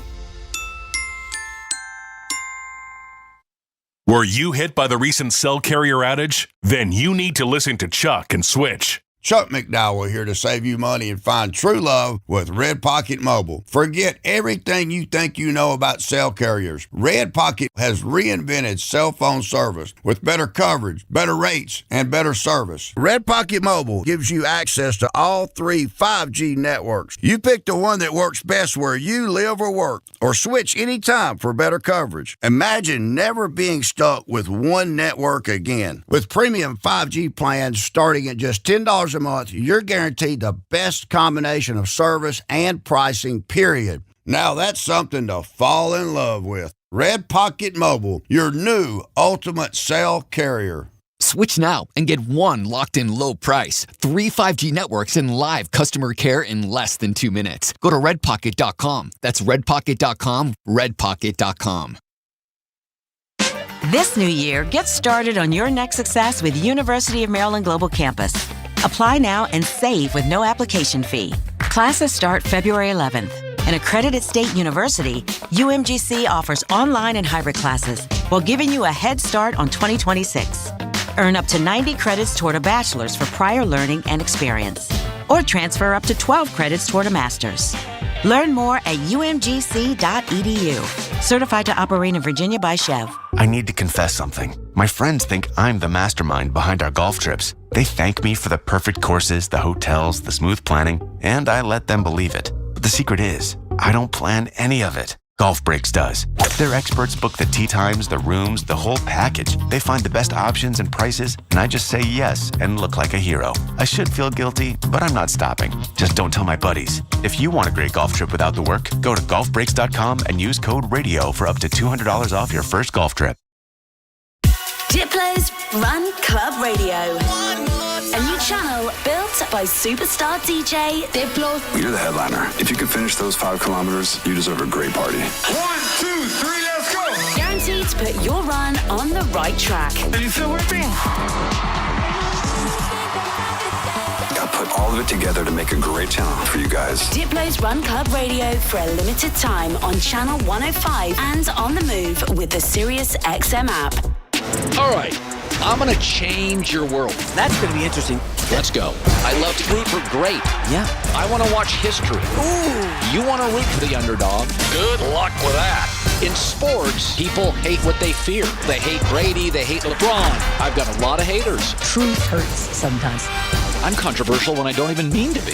It doesn't matter how many times I'm right. You'll still argue with me. The Herd with Colin Cowherd. Weekdays at noon Eastern on FS1. In shady times, let there be light. and let there be drag. RuPaul's Drag Race is back with a glowing new season, and you can watch all the queens shine on MTV with Philo. Philo's the most affordable way to watch the new season live and has everything a true superfan needs in one subscription. Get all the top channels, including MTV, VH1, TLC, and BET. A library of over 85,000 movies and shows, and a way to save all your favorites and rewatch them for a year. All for just $33 a month. Access to HBO Max Basic with ads plan, AMC Plus, and Discovery Plus is also included in the core package. And best of all, if you sign up today at Philo.tv, you'll get $8 off your first month. There can only be one winner on the all-new season of RuPaul's Drag Race on MTV. So sign up at Philo.tv. That's PHILO.tv to find out who will take the crown. May I gather your attention, please? The NFL Pro Bowl games are back. The league's biggest stars of the year show off on a brand new stage in San Francisco, celebrating the season with an AFC-NFC showdown, flag football style. One game, all the sellies. The 2026 Pro Bowl games, powered by Verizon. Tuesday, February 3rd at 8 p.m. Eastern on ESPN. Also streaming on the ESPN app. If you owe back taxes, listen carefully to rule number 1. Never go up against the IRS alone. They're cracking down, freezing bank accounts, garnishing paychecks, canceling passports. Even your home or business could be at risk. But here's what they don't tell you. The IRS has powerful tax relief programs that could save you thousands if you qualify. That's why smart people call Optima Tax Relief, America's #1 tax resolution firm. Nobody knows these programs like the experts at Optima. Their team of tax attorneys and licensed professionals have resolved over $2 billion in tax debt for people just like Person of the Year. Hey lambs, this is Mariah. Her limited run channel returns to SiriusXM. We're making it happen. My music and my stories. It's Mariah Radio. Starting Friday on Channel 50 and at home with the SiriusXM app on your phone, computer, Alexa, TV, or other connected devices. May I gather your attention, please? The NFL Pro Bowl games are back. The league's biggest stars of the year show off on a brand new stage in San Francisco, celebrating the season with an AFC-NFC showdown, flag football style. One game, all the sellies. The 2026 Pro Bowl games, powered by Verizon. Tuesday, February 3rd at 8 p.m. Eastern on ESPN. Also streaming on the ESPN app. Are you romantically in love with your cell phone carrier? Heart emoji. I've never heard anyone say that they love paying over $1,000 a year for cell service. Chuck McDowell here to save you money and find true love with Red Pocket Mobile. Forget everything you think you know about cell carriers. Red Pocket Mobile has reinvented cell phone service with better coverage, better rates, and better service. With premium 5G plans starting at just $10 a month, you're guaranteed the best combination of service and pricing, period. Plus, Red Pocket gives you not one, but all 3 major 5G networks to choose from for the best coverage ever. And you get to keep your phone and number. Now that's something to fall in love with. Red Pocket Mobile, your new ultimate cell carrier. Switch now and get one locked-in low price. 3 5G networks and live customer care in less than 2 minutes. Go to redpocket.com. That's redpocket.com, redpocket.com. Ah, the internet. A place where your curiosity can flourish. Unless malware gets in the way. It's a place that can surprise you with phishing websites and trackers. The internet is wonderful, but you must protect yourself online. Protect yourself online with NordVPN. TechRadar named it the #1 VPN in 2025. A single NordVPN account secures up to 10 devices. What else? This cybersecurity tool also encrypts your browsing. NordVPN's Threat Protection Pro feature helps you block malware, avoid phishing, and stop digital trackers. NordVPN scans the dark web to check that the information associated with your email address is not exposed. Just a few clicks and you're safer online. Browse with more peace of mind. Get the best deal at NordVPN.com. Hey, employers, quit being and consider offering an affordable medical plan. The Claim Doc Dual Option Approach. Wouldn't it be nice to offer a major network option for the executives who can afford higher premiums and deductibles while offering a significantly lower cost medical plan for most of your employees? Well, cheer up. Now you can. Ask your broker about the Claim Doc Dual Option Approach and stop being by offering a plan your employees can no longer afford. Visit claimdoc.com to learn more.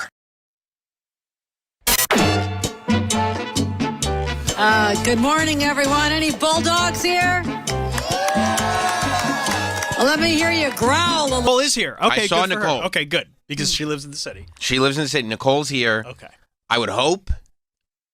Stanley's probably taking the week off. I'll tell you what. If Ryan and Stan aren't here, they're crazy because their producer, Ben, is angling to be a host on that show. I mean, it's the type Stan lives in, Philadelphia. I don't know. Look, I'm not his real estate agent, okay? I don't know where the guy lives. All I know is I know where he works. Here, in this Midtown building. Midtown Manhattan, okay? And I think, doing radio shows remote is equivalent to learning remote. It's not the same. Okay? I'm not going to let these beautiful SiriusXM facilities collect dust.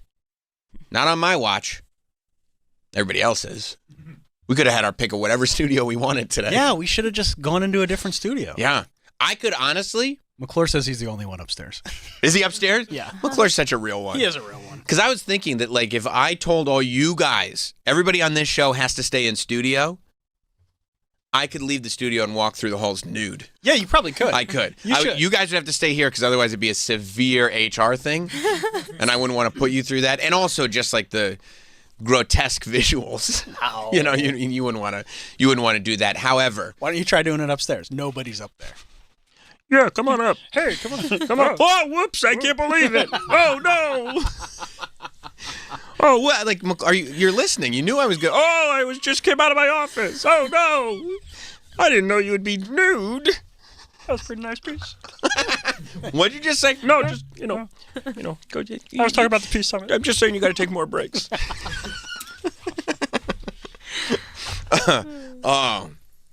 Yeah, nobody's here. Nobody's here. I love that McClure's here. He's part of the operation. He's a real one. Yeah. I do. And moments like this, I cast judgment upon people. And I will judge people. Yes, you will. And I like to do that. It's one of your favorite things. And you know what? Because you know why? Because I go like this. I judge people on little things like this. And people go, oh, you can't be so judgmental. And you know what percentage of the time I'm right? 100. Yeah. There are jingles about it. Yeah, that's why I made so many. Yeah.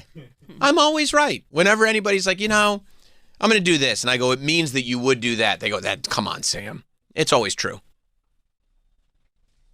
So, everybody made their choices. Now, we unfortunately had to make a very tough choice last week. We couldn't play the best week of shows song at any point. And you remember there was controversy around the song. Oh, yeah. Because I didn't realize, I knew the Hot Dog who makes the videos, and this week's video was fantastic. So good.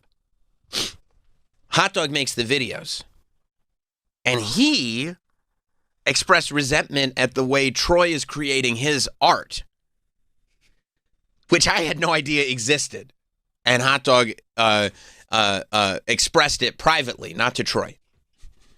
And the only reason we told Troy that Hot Dog had expressed that is because Troy, sight unseen without knowing this was even happening, had expressed resentment at the way Hot Dog is creating his art. It's very The Who. It's very, and I'll put Hot Dog in the Pete Townsend role. You had a civil war on your hands, and you didn't even know it. I had no idea that this was just bubbling under the surface. But I guess, listen, I have decided to surround myself with committed and talented human beings. So that's going to come up sometimes. People who are talented will take their art seriously, and they should. They're good at what they do. Troy's talented. Nobody here, if anybody here was not good at what they did, they wouldn't be here for very much longer. Which, Travis, I forgot. There's a reason McClure's here this morning. Oh, right. I said it's got to be Monday. I only have one performance review to do. Yeah. Don't they usually happen in February? Not usually. Usually. But I honestly did not even realize that it was happening. That Hot Dog was getting tired of Troy's song structure. And it's all very selfish because it made it more difficult to edit the video, because when he's making the videos, he has to match footage with the video. And he doesn't like using in-studio B-roll because he thinks it gets monotonous, which, I don't know, whatever, he's the editor. But he doesn't like doing that. So he cuts the choruses down. Mm-hmm. And Troy, who is a musician, is going like, well, hey, I'm not just doing song structure for the sake, I'm not just doing choruses for the sake of chorus. There's a structure and a flow to these songs. Have I kind of portrayed this correctly, Troy? Absolutely. Yeah, right. And so, we were at kind of a stalemate.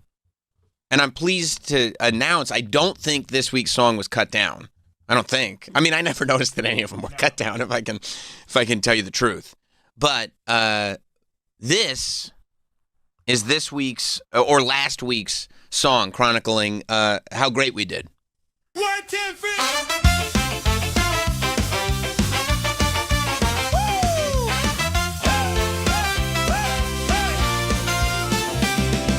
Sam Roberts show was great this week, but we are keeping this chorus short for Hot Dog. Newsphere coming to Maryland. Sam hates 2016 throwback trend. Comedian from Tuesday loves late term abortions. So we will all have an AI companion. Gen Z likes to unplug. Coyote swims to Alcatraz. TikToker makes Dr. Pepper jingle. Sam lost his Snickers hat. Ian fights and stayed at a haunted hotel. So much more went down, but we are keeping this short for Hot Dog. Sam Roberts show was great this week, but we are keeping this chorus short for Hot Dog. It's all available on demand. I mean, that was incredible. That was incredible. I love that we got some ska in there. It's about time. For Ian. For that Ian. was for Ian. Yeah. No, it was great. It was great. I felt like there was a little bit of messaging that was a little bit more personal. Where? Mainly in the chorus. The part that repeats. So short. How'd you know? I think it was kept short for Hot Dog. And then if you look at the video, I was wondering how Hot Dog would handle this. And in the video, at the very end of it, there's a scene of the meme of 50 Cent saying, "Why he said fuck me for." So, yeah. So everybody came with their A game. Yeah, I think everybody showed up. Well, yeah, and I think Hot Dog finally listened. That I was like, if you half-ass your job, it doesn't get back at Troy. It gets back at me. Yeah. You know what I mean? Like, if you have to do a great job so that you come in invincible. Oh. And so he went back to doing a great job. Yeah. I kept it up tempo because anything a little bit slightly down tempo, he's told me that if he isn't feeling the song, he doesn't put his heart into it. He really thinks he's an artist, dude. Just put the clips together. Oh, nobody loves them some Hot Dog like Hot Dog. I mean, and I've dealt with that for a long time. I mean, I told you there's one because he loves he loves getting his shots. He loves his equipment. He loves the way he does things. Mm-hmm. He doesn't think about what would be best for me. He thinks about how he does things and how because what he wants to do is do the work and then be able to show it to somebody and not say, look at this cool spot where I work. We all do things together. He wants to be able to say, look at this thing I did, Look how great I am. Right. That's right. He loves that. And so he will show up with telescopic photo lenses to if I'm going to a show and it's just no, I just want somebody to follow me around with a camera. Which would mean that you might even need a fisheye for that, to get everything in. Yeah, to get that close. There was once where it was in Philly. We went to it was a hip hop show, Wale Mania, right around WrestleMania, and it was one of those shows where I don't even understand how these things work, but if you have a certain pass, they just let you go on stage and just hang out on stage, not on the side of the stage, in the middle of the stage, and just vibe. while everybody that bought tickets watches you vibe. And I go, okay, all right, I'll vibe. And I was having a great time.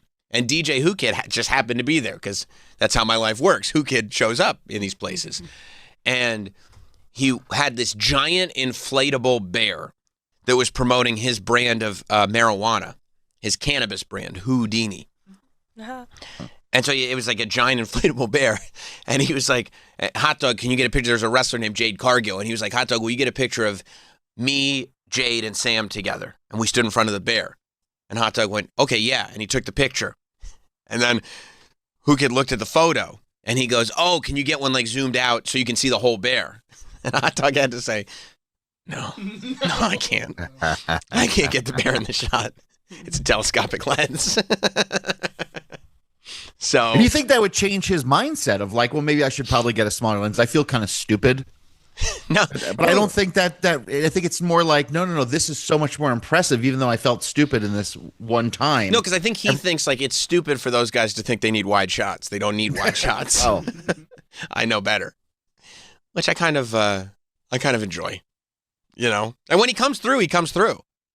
Yeah, this video is great. I mean, there was no video. This is the first video of the year. Well, that's a whole other can of worms. When you're throwing, here's the weekend review video at us on a Tuesday morning. It's kind of like, I mean, dude, when are we going to? I mean, everybody's already like well on their way of this week. We can't do this. But you know, there were conversations. He's back on his game. He's back on it. I'm assuming he was upset with me for saying that in the song. I did not hear that he was upset with you. Yeah, I don't think so. No, I don't think so. He didn't say anything. I think he appreciates. And he I mean, I think by putting that 50 Cent clip in, yes, that tells you everything you need to know. I think he appreciates it back and forth. And sometimes he's like you. Sometimes he gets caught up in his feelings. You both do. Get caught up in your feelings in the moment. And you're so messy. You're just messy kings. Yeah, that's fair enough. And then afterwards, you're like, it really wasn't that serious. Not that big of a deal. Why did I blow that way out of proportion? Right. Has that ever happened to you? All the time. It's weird. I mean, it's literally the Ron Burgundy. Yeah. That escalated quickly. Which, again, that goes back to you questioning Hot Dog. You would think that would change his behavior going forward. But, like, when you realize that you flew off the handle too quickly and it's not that big of a deal, you know it's going to happen again. Yeah. It is what it is, right? Yeah. And hey. But this was a messy one, though, because it's like, you know, he's cutting down the choruses for no reason. It's just like, fill it with something cool. I mean, things happen. Well, then, because because then you say that, and this is what he would say, oh, fill it with something cool. You know what I mean? Like, that's how he would respond to that. Well, like, if you were, like, hired to make a music video for an artist, you wouldn't be like, well, let's cut this down because I can't think of what to do here. Hey, enough about, hey, President of the United States. Like, enough of this lump stuff. How many lumps can I put in this video? It's enough. Yeah, let's shave this down to a hot 1 minute. It's like, no, the song's 3 minutes long. Like, that's our song. That's true, I guess. Sometimes they're even longer because the music video directors come up with a whole narrative. Yeah, like November Rain's like 8 minutes or something crazy. Imagine if Hot Dog asked me to come in and shoot additional scenes to add a narrative to the music video.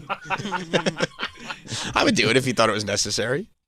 But the reason that we couldn't play that song on Thursday is because we surprised Danielle with Kenny Ortega. Now, I mean, the video is up on our socials, as well as the full interview is up at YouTube. You go to youtube.com/notsam. We post video most days, honestly, at this point. We post a ton of video from the show at youtube.com/notsam. And you can see the full Kenny Ortega segment, including him walking in. And I mean, it couldn't have gone more perfect when we go, hey, Danielle, I haven't checked in on your bucket list in a while. And it was like, so, but you still didn't see it coming. Not at all. What's on your bucket list? And you even said, well, obviously to be in something that Kenny Ortega choreographs or directs, but also, Bubba, and like a minute later, Kenny Ortega just walks in the room. And Danielle goes, wait, what's happening right now? What is this? What's happening? You were surprised? Extremely surprised. I think So I knew he was in the building. Sure, because the big sign shows up and everything. Yeah. And so when I texted Travis being like, oh my God, did you see who's in? And he was like, oh yeah, you want me to see if we can get a picture or whatever? Like, that was really good. Yeah. Because I was thinking, yeah, I mean, picture. He's not great. coming to the studio. You know what I mean? Like, it was not a question. And then around like 9 o'clock, she's like, any update on that picture? Yeah. I was like, yeah, I think that's going to be able. I think we could do that. Well, yeah, you were able Stick to around after the show. Yeah, Yeah, that's what, and so I guess when you brought up the bucket list thing, I was just like, yeah, you just needed to buy some time. You need to buy some time. And and who knows? Maybe because I mentioned to Travis Kenny Ortega was here. Yeah. Maybe that's why the bucket list came up or something. But when he walked in, especially when he sat down, yeah, you were like, yeah, no, is this happening? I have very low expectations all the time, so that everything exceeds it. And like That's for smart. that, it was just like I would have when I saw his name on the sign, I would have never thought like, what if he's coming to our show? Like I wouldn't put myself through that. Right. So when he did, it was like, wow. But now I'm worried because now I feel like you might because like we did it to you once. Oh no. You know what I mean? I don't You're expect like, things. That's another one of my DJ Pauly D is here. Which by the way, we would totally get DJ Pauly D in if he were here. But so yeah, he's the man. 100%. Yeah. Honestly, we would have get him in here if you were here or not. We just like Pauly D. Yeah. But yeah, so when Kenny Ortega You walked think we're in, going to do like a random food fight one day? Oh my God. Please. One day I'm just going to throw pudding at Daniel. I don't like this food. Everybody's getting on each other's nerves. Food fight! Just in her glory. So what was going on in your mind when Kenny Ortega sits down? You have low expectations, but now this thing is playing out right in front of your face. That dude is right across the table from you. Yeah. I mean, like I guess in the moment I was like, what is happening? Yes, sure. Sure. And Kenny Ortega is such an interesting one because like he's had, I mean, even if he wasn't on your bucket list, he would just be a great guest in general. Yeah. Because when you look at what this guy has done, the generations of people that have a thing, like talking to him about that Ferris Bueller scene. Like the parade scene in Ferris Bueller's Day Off is like foundational film for multiple generations. Like that's the scene. And then Dirty Dancing for a whole generation. The fact that like, not only did he do This Is It, but he choreographed Michael Jackson's tours and music videos and stuff. Just if he had just worked with Michael, it's like, of course we want to have that guy in. If he had just done Dirty Dancing, that's something. Like the lift, the Dirty Dancing lift. Yes. That was him. Yes. Yes. That's crazy. Like they literally still do that at weddings to this day. Like everybody knows what you're talking about when you say it. And then like to go on and like Hocus Pocus. Everybody loves that Hocus Pocus movie. Newsies. I didn't even get to talk. I could like after the. You love Newsies. Bro, because not only is it a fun musical, but it's Christian Bale. Yeah. In his best role. Yeah. Christopher Nolan could never. But like, yeah, I realized quickly, I was like, man, I could talk to this guy for 3 hours easily. Oh, he's done so much. And he's so into and willing to kind of talk about all of it. Like he just comes across as such a secure person who is legitimately happy with his work. Like it actually feels like he did work that he loves and enjoys talking about it. But then this whole generation that came after me that are obsessed, and Jermaine, that are obsessed with High School Musical. And like the fact that like he kind of helmed that and not only popularized like musicals and all this stuff in the 80s and then the 90s, but then, and he was talking about it on the show, revamping that thing when everybody was like, yeah, we're not doing movie musicals anymore. Yeah. Like he is the one that revamped it for an entirely new generation, which is wild. For you, it was High School Musical? I mean, it was High School Musical, but it's all of them. Like all of those Disney Channel original musicals. That's like what I grew up on. That's what I still watch. And if it wasn't for him in High School Musical, I don't think they would have had the success that it, had, and it catapulted the whole thing. All of those movies. Not that you know them, but like Camp Rock, Teen Beach Movie, like all of those. I've heard of them. Yeah. That's really what I was fully just raised on. So it's all really thanks to him. Cheetah Girls, all of it. I remember that Cheetah Girls show. Movies.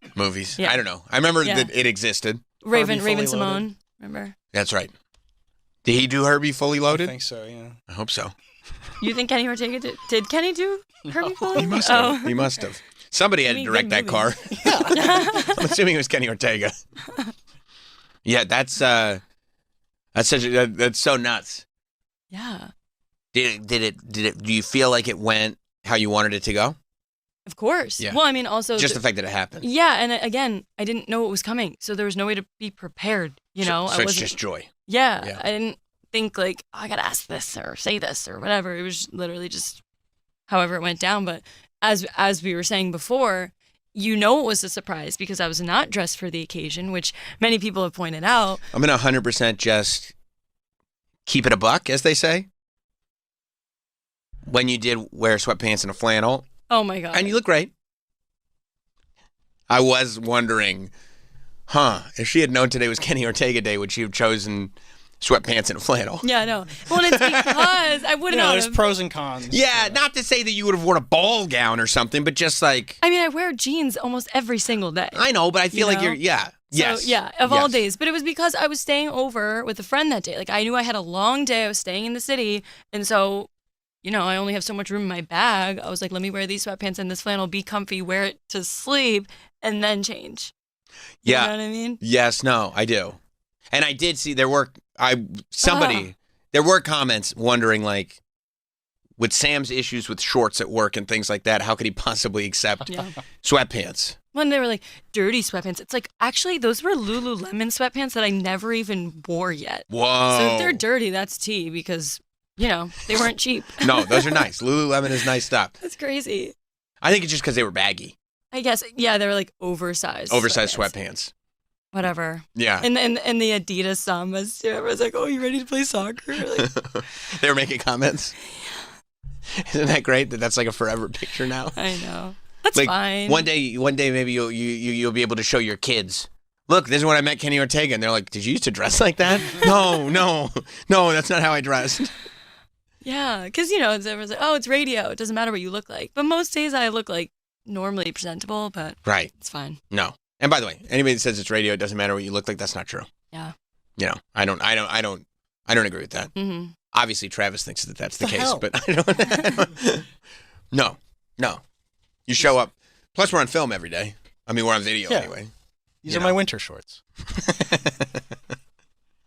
Yeah. Well, congratulations. And it seemed like everybody enjoyed that moment. I love that thumbnail. Oh that my fake. God.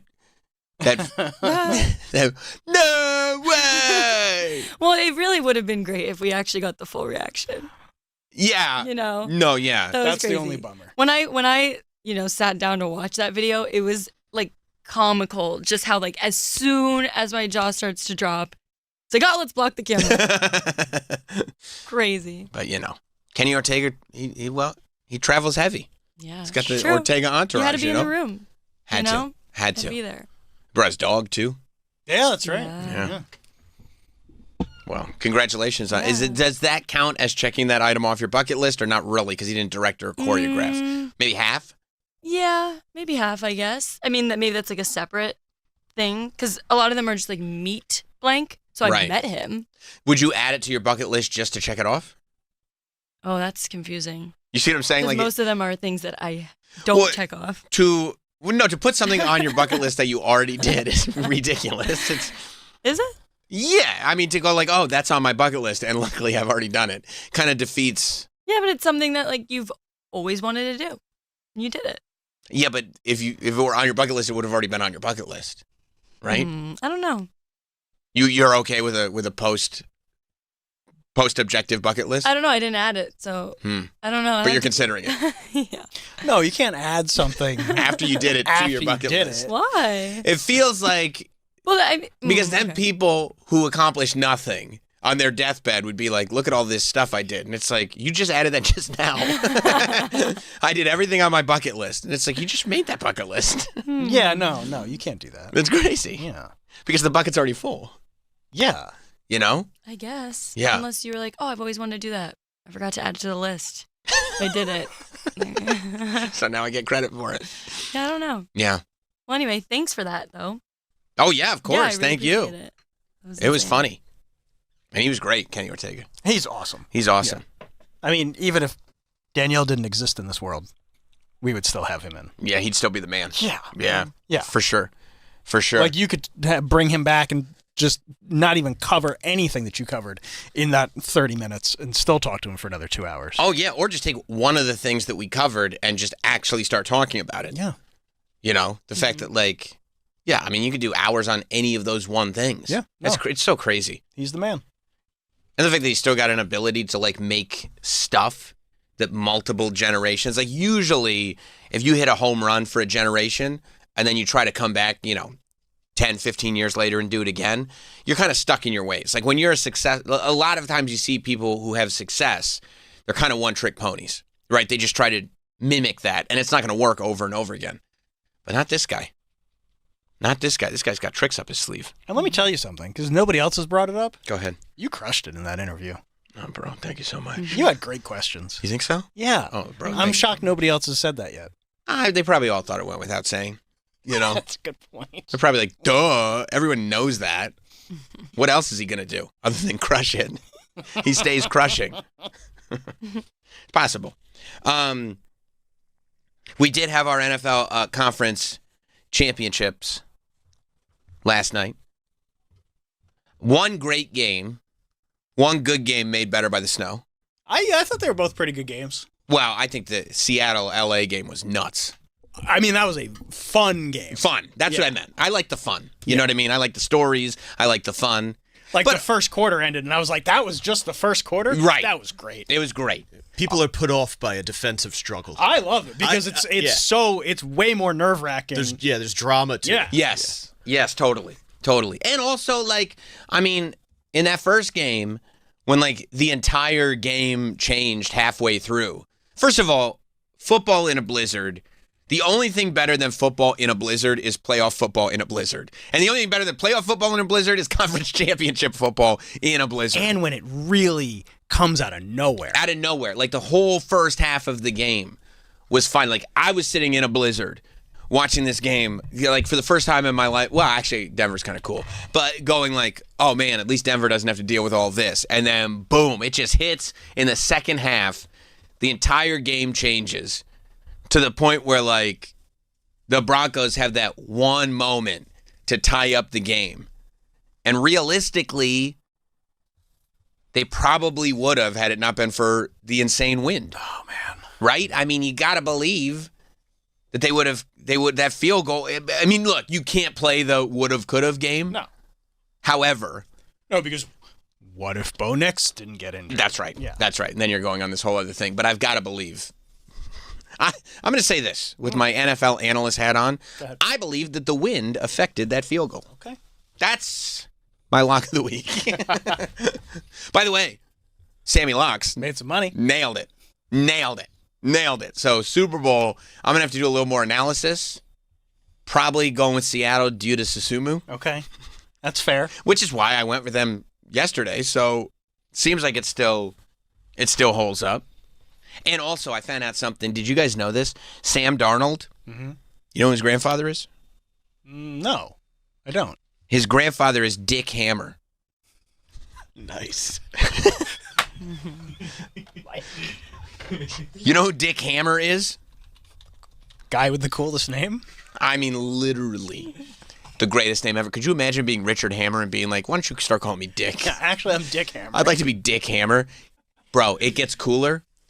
He's the Marlboro Man. Oh, that's why I saw some memes yesterday. Yes. Okay. Dick Hammer was the Marlboro Man. Oh, okay. Which is like, if your name is Dick Hammer, how does it get cooler? You could be the Marlboro Man back when, like, we all could still admit it's cool to smoke cigarettes. I mean, the Marlboro Man is one of the manliest men to ever men. I mean, we may have to do a tournament for the Manly Men tournament. Oh, man, But I feel like he's an easy front runner. Yeah. And his name, and especially when you go, this dude's name was Dick Hammer. And he's the Marlboro Man. And like, it's like, and he's so manly. Yeah, that's what I saw, and I was like, okay, maybe I'm missing something. I don't get it. Now you get it, right? Now I get now it. It's great, isn't it?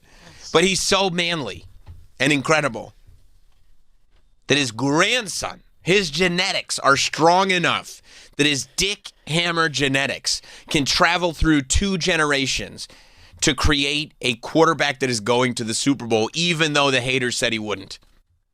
I mean, come on. Who but Dick Hammer? Who but Dick Hammer? Nobody. Somebody tweeted that if Sam Darnold. Sorry. Is it tough? It actually is a tougher name than it should. Said it a million times. Because you want to say Darnold. Yeah. If he prevents the Patriots from winning another Super Bowl, it was worth the Jets taking him as the number 3 pick. Like Jets fans are saying. Of course. As long as, if he can, regardless of what team he plays for, if he beats the Patriots, then that's fine. Do you think that Dick Hammer got the job for Marlboro Man sight unseen? Yeah. They were like, we're thinking Dick Hammer, sold. Who is Dick? No, sold. And then when he walked in and he was just like the manliest man already. That's right. Like, oh my God. What's your name again? Dick Hammer? We're going to sell so many cigarettes. Yeah, we're going to sell we're going to kill a lot of people. Let me tell you something, Dick. We're going to kill a lot of people with you, and it's going to be slow and painful for them and their families. William H. Macy's going to do a whole movie about it. Oh, yeah, he is. Yeah, he is. Yeah. So, I mean, this Sam Darnold is the real effing deal. But, yeah, it was a lot of fun. I mean, I guess I just love that the Seattle-LA game was just going back and forth throughout the whole thing and just scoring again and scoring again. I mean, and almost hinged on a taunting penalty after an incredible play. Yes. And old Jake Bobo getting his just due, huh? Right. What did they say? That was like his fourth catch of the year. His 4th catch of the year is a touchdown in the championship. Just a kid from Queens.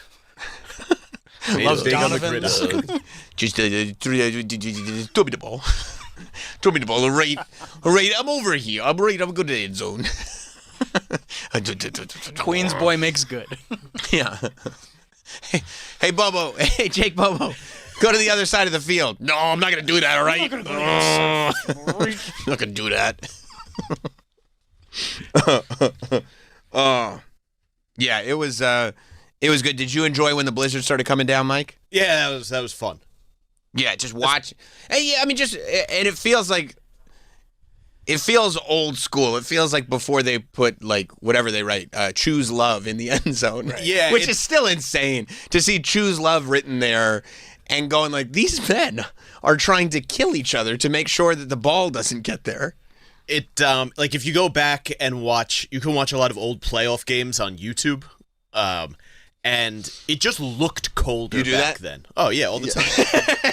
Oh, it's great because you get it's full, like the full broadcast. So you get like all the old CBS, like pomp and circumstance before the game. You get to see the old sideline. You get to see O.J. Simpson doing sideline reporting. That's to me, it's the most memorable work of his career. I mean, what else? He did that great fantasy football stuff on Twitter before he passed. That's true. And Troy, I know you like him from the Naked Gun movies. Is that right? Oh, yeah. Yeah. He was great. He was great in those. Yeah. Just a well-rounded guy. That's pretty amazing. Like, as impressive as he was in football, I mean, this is what people don't say enough. His career in media was just as impressive. I mean, he'd be eating sushi, hanging out at the golf course, and just all of a sudden just start dropping bars on who to pick for your fantasy football team. Oh, and people loved that. Yeah. People loved that. And it made them, what was great about it is it made them stop asking about the time he murdered his ex-wife. We don't talk about the LA thing. Oh, the LA thing, sorry. And what about the waiter? No, don't mention the waiter. Oh, and he's dropping fantasy football picks, and you're like, what about when you killed that waiter? Yeah, but there's no. Oh, no.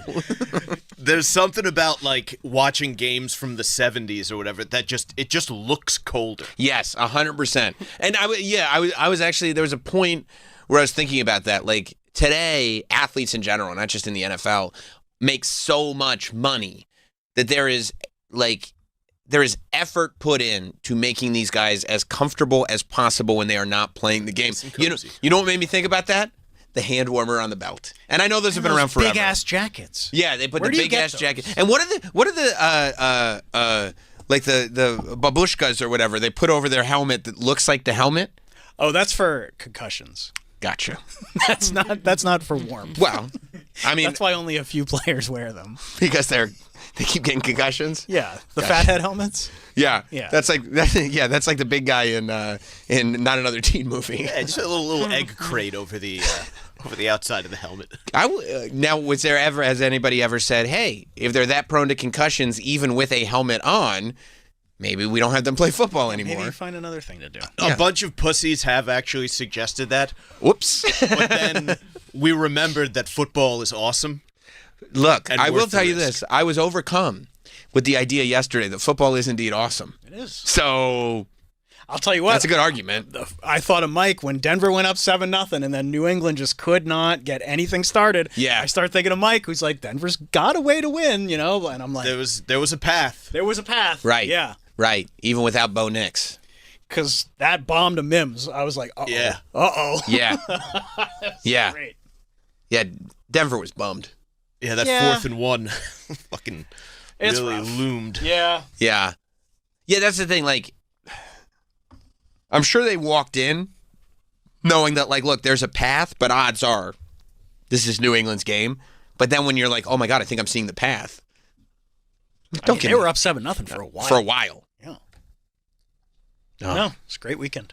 Or a great day. Great day. Yeah. And I love that it all happened. Like, there's not 19 games on that you're like, oh, I gotta go to this, gotta go to that. It's like 2 games. And, like, even though what's great about football is every single game actually matters, like, they couldn't matter more. Like, this is it. Was OJ on the sidelines? Or oh wait, no, I'm sorry, he's passed on. Passed on, man. Rest in peace. He's on the sideline up in heaven. Yeah, up in heaven. he's on the 50-yard line of heaven. That's right. He's reporting with the Angels. They should do an Angels in the End Zone movie, and it's OJ. Yeah. So then, so we're left with it. It's as predicted by yours truly, as locked in by the last professional broadcaster, Sam Roberts. Seattle and New England. And where are they doing? Is the Super Bowl in Santa Levi's? Clara. Oh, yeah. Seattle and New England. In San Francisco. In San Francisco, yeah. Next to that electrical plant. That's right. That's right. Yeah. I always like seeing where the Super Bowls are because I've been there for WrestleMania. I mean, I'm sure you've been to all of them. I've been to a lot of them. Yeah. Now Hot Dog's got to learn all about the Seahawks and the Patriots players. He probably did all kinds of work on the Broncos, not realizing. Yeah, I hope he's been playing a lot of games with those two teams on Madden. That's right. That's right. Well, now he's got that Dick Hammer tidbit. That's going to carry him pretty far. You know, that's honestly like he's just gonna get distracted looking at Google image pictures of dicks that can be described as hammers. Yeah. And he's not gonna learn a thing about the teams that No, you're 100% right. You're 100% right. He's gonna be that so are in the game. It's gonna be so distracting. Yeah. No, it'll be good though. It'll be good. And a lot of people are very happy that it's a Super Bowl without the Chiefs. People enjoy that. But now we got another one with the Patriots. I know. It's one or the other, right? So at what cost? Yeah. Yeah. I like that they low key were giving Tom Brady his props on the broadcast. They were like, "How about that? The Patriots going to the Super Bowl for the first time since you left." It's like, And who would Drake May did something Tom could never do. Which is what? Win a playoff game in Denver. Oh. Yeah. I think Brady was 0-3. Really? Yeah. Wow. Tom didn't bring that up. He didn't bring that up? He did not. Tom didn't bring that up. Interesting. No. He must have forgotten. He was on to other stuff. I saw a video of him, I think, last week. He was on the field before a game, and he, just threw a pass to somebody, and then he instinctively goes to put his hands in the warmer. And then, or whatever. he stops himself. He's like, I'm not wearing those. Wow. Like, it's just second nature. I'm sure he pass and then put the hands back in the hand warmers. That's probably why he's doing the flag football thing. Like, other than the fact that there's also much money involved. That, I'm sure he still loves. That's what he wants to be doing. He wants to be throwing footballs, but he's disciplined enough to know that it's way over on a professional level. And there's a lot of people. I don't know if you saw this morning that are saying, "Well, here's proof that the NFL is scripted." Did you see the photo that the NFL put out in September? No. You didn't? No, because I didn't catch anything that happened in September. Because I was in a snooze waiting for somebody to wake me up. All right. once it ended. You know what? That's my bad. I slept through the whole month. All right. This is... Pulled a Billy Joe Armstrong. This is the September 4th tweet, 32 teams with February dreams. 32 teams, February dreams. Yeah. The season's about to start. Okay, I'm going to look in it. Mike, can you get it up on the big screen? Well, no, you're going to have to zoom in, so I'm going to let you use my phone and use your fingers to zoom all the way up front. Oh, this phone's all crusty. No, it's fine. This is just the boogers. Oh, thank God. Zoom all the way.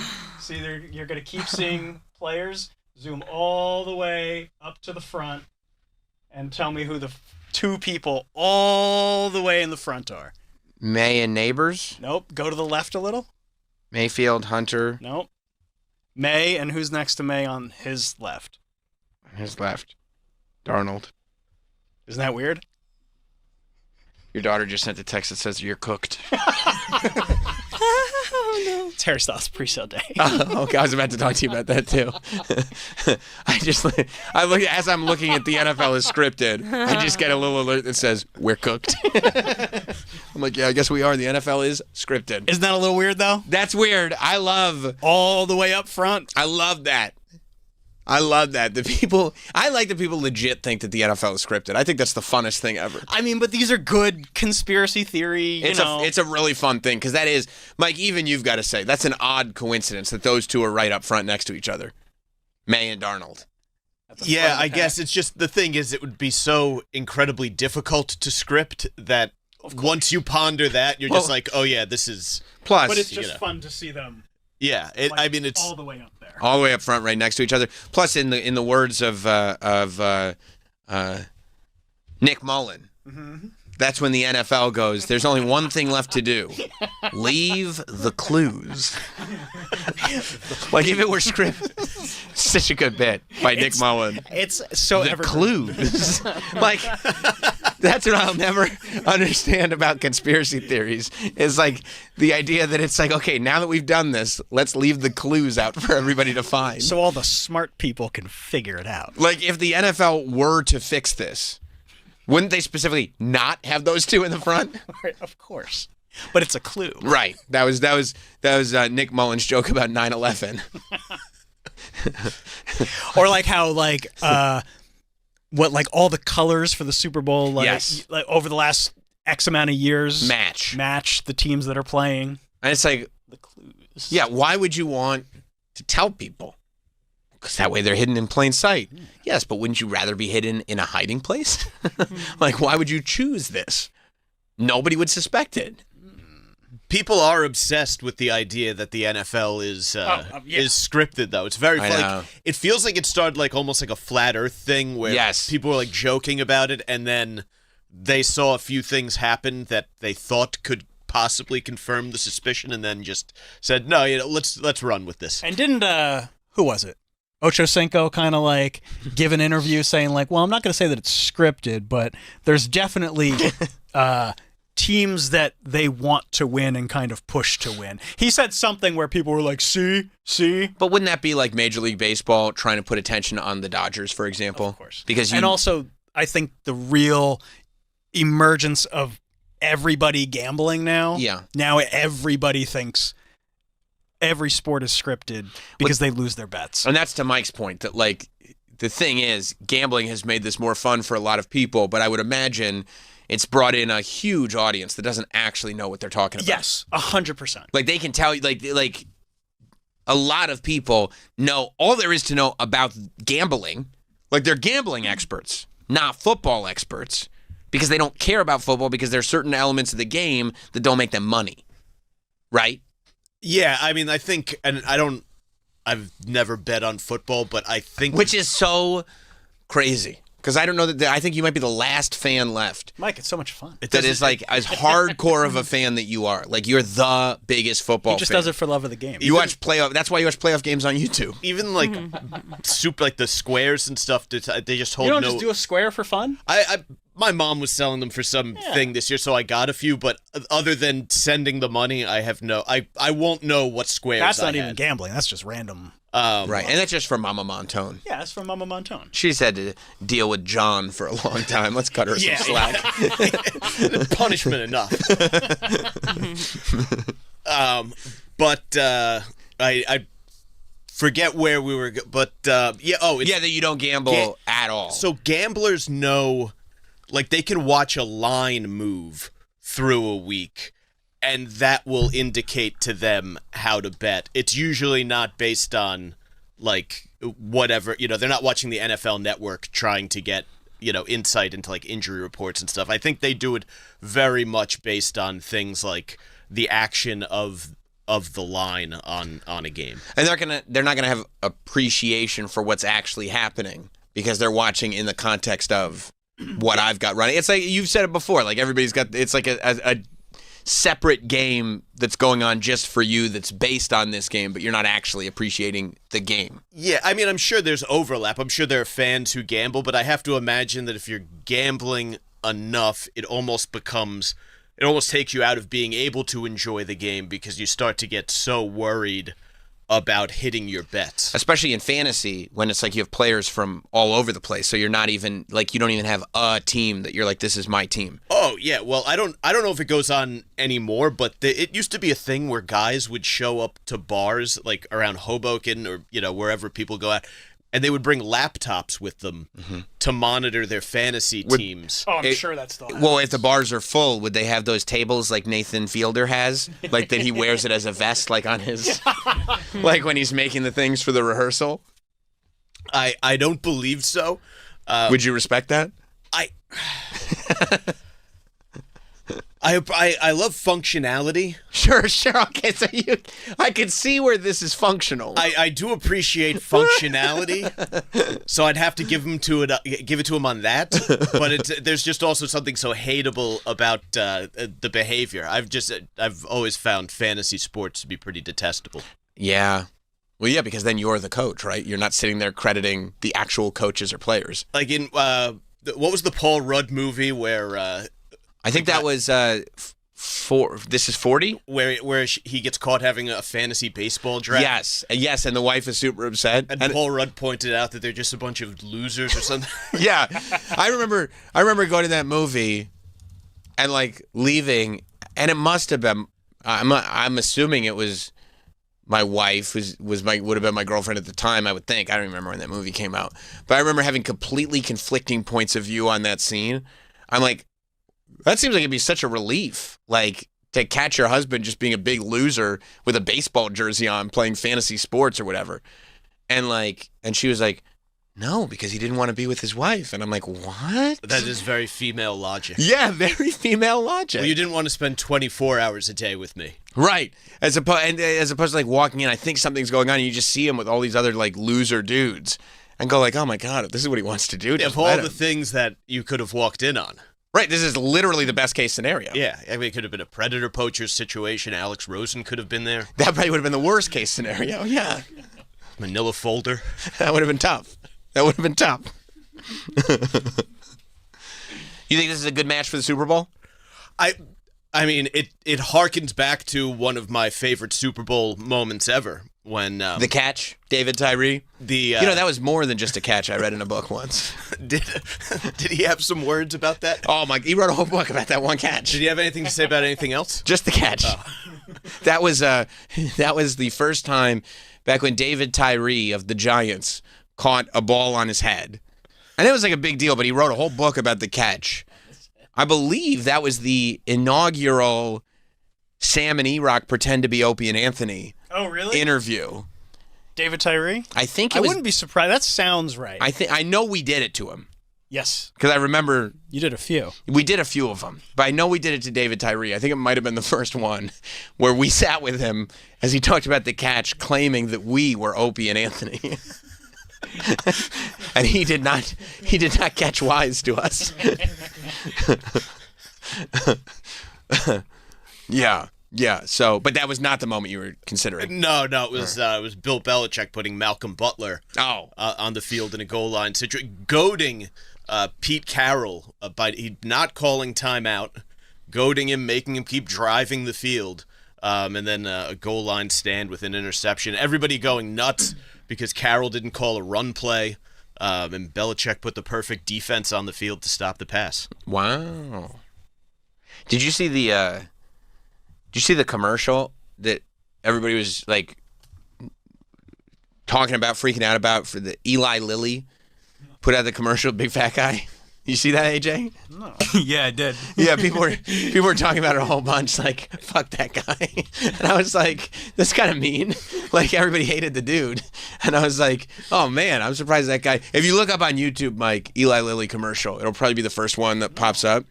It's the big guy. Actually, if you search Eli Lilly fat guy commercial, it comes up on Reddit pretty quickly. Pretty quickly, okay. Yeah, there he is. That's the guy. And actually, Jim and Sam Dank Memes, I think is still his Twitter name. Instagram name.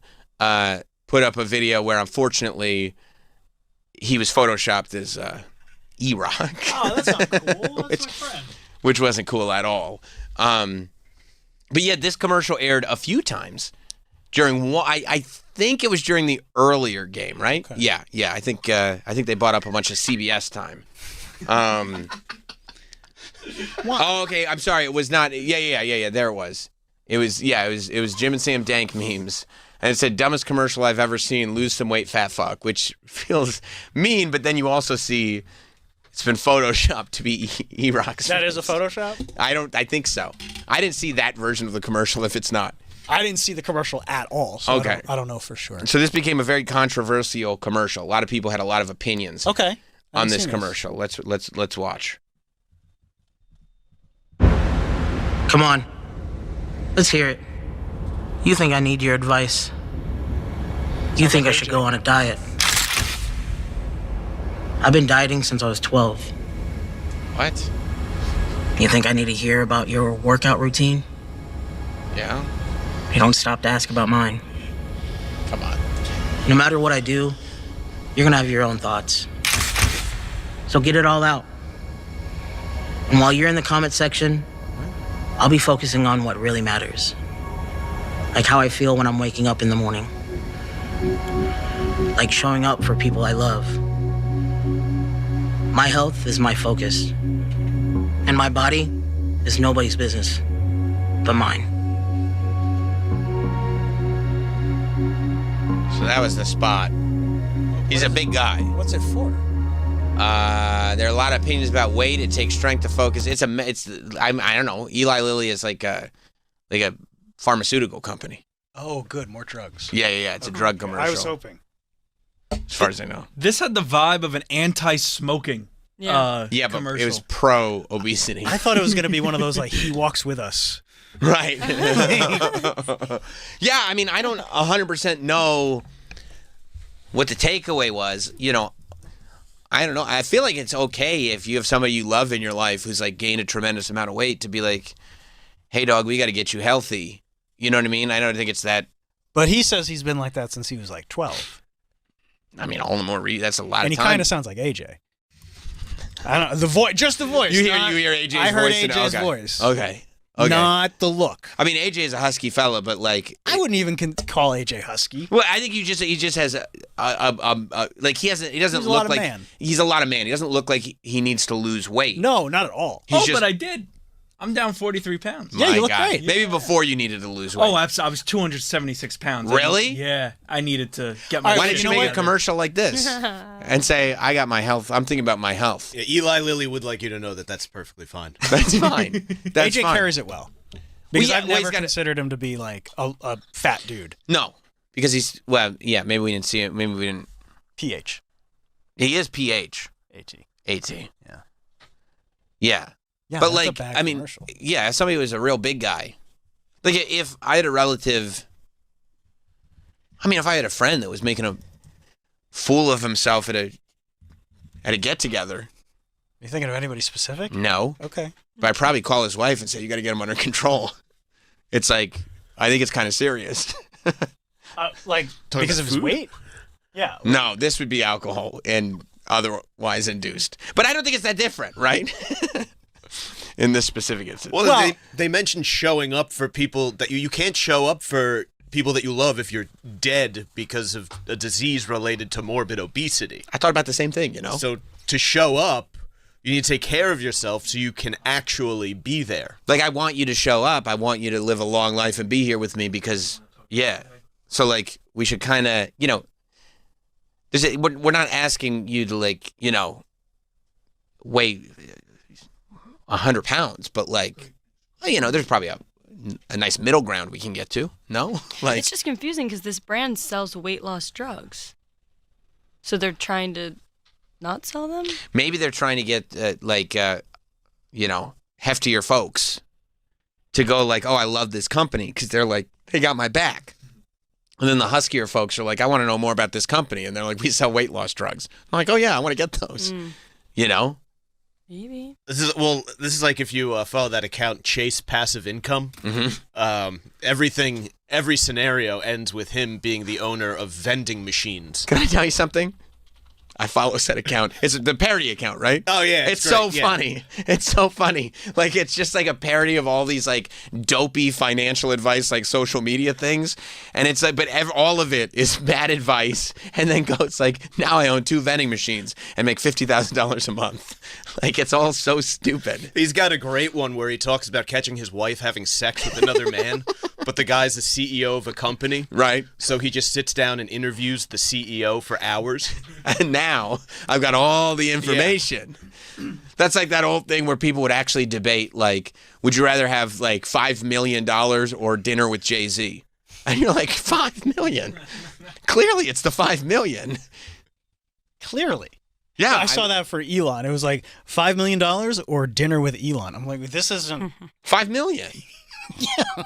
Like dinner with Elon, $25. They probably go like this: like, you want dessert? No, I think just the check, just the check. We're ready to wrap this up. I don't know who this is. This guy rules. Okay, but it's a parody account. It's a parody account. Okay. See, the profile says I own 12,000 businesses, passive income coming out of my ass. My course is only $12,995. Yeah, and so everyone like listen to this one. My son called me crying. Dad, school ended 4 hours ago. I'm still waiting for you to pick me up.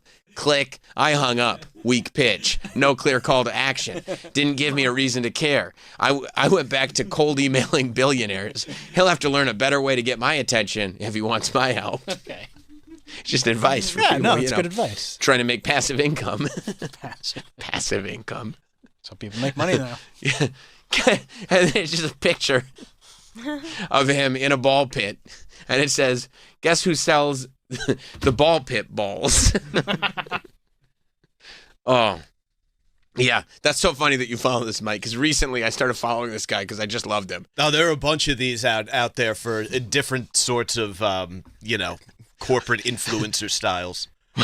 Want to make an easy $70 tonight? Just buy a $100,000 snowplow and start delivering Uber Eats orders.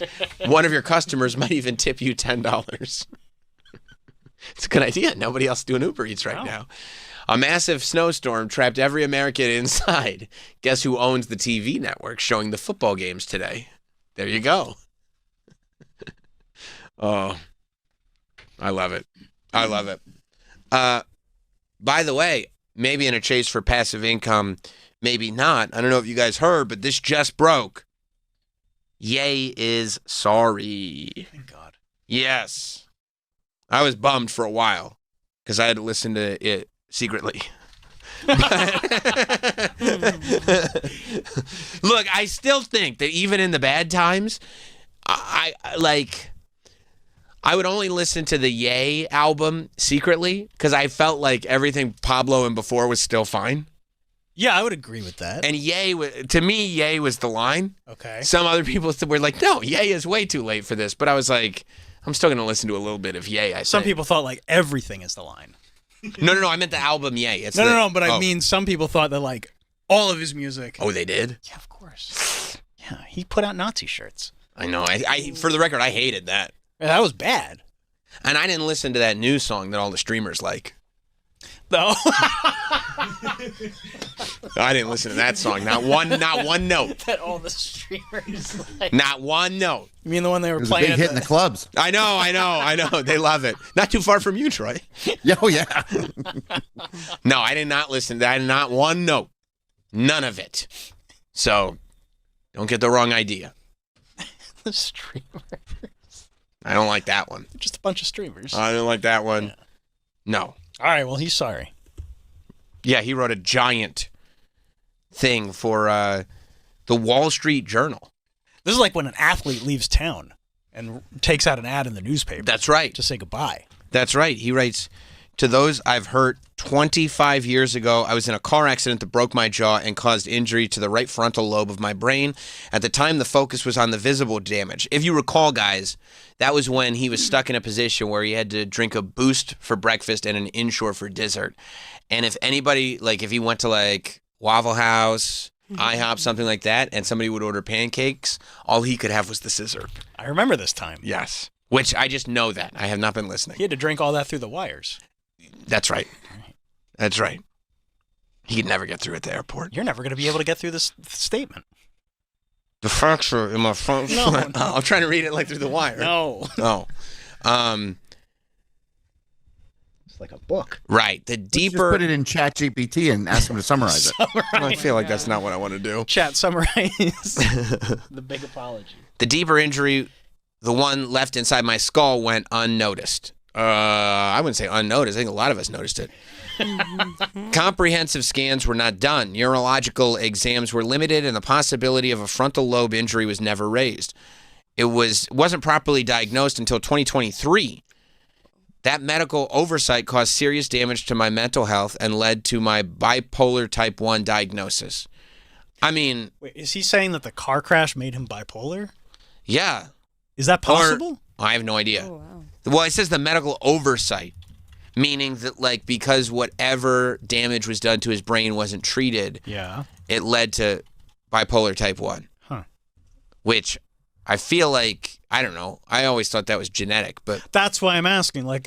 yes, a severe car crash, specifically one causing traumatic brain injury, can lead to the development of bipolar disorder. Okay. I mean, if it was 2023 and people still did not think that maybe Kanye has bipolar disorder, then you've never dealt with anybody who has bipolar disorder. No, I think he has bipolar disorder. I just didn't know if, like, blaming it on the car crash was... Well, his other option was to blame it on the alcohol, and you can't do that. You can't do that. No, you're right. I learned. Bipolar disorder comes with its own defense system, denial. That is true.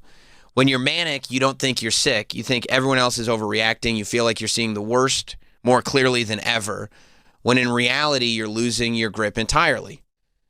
That's true. Once people label you as crazy, you feel as if you cannot contribute anything meaningful to the world. It's easy for people to joke and laugh it off when in fact this is a very serious, debilitating disease you can die from.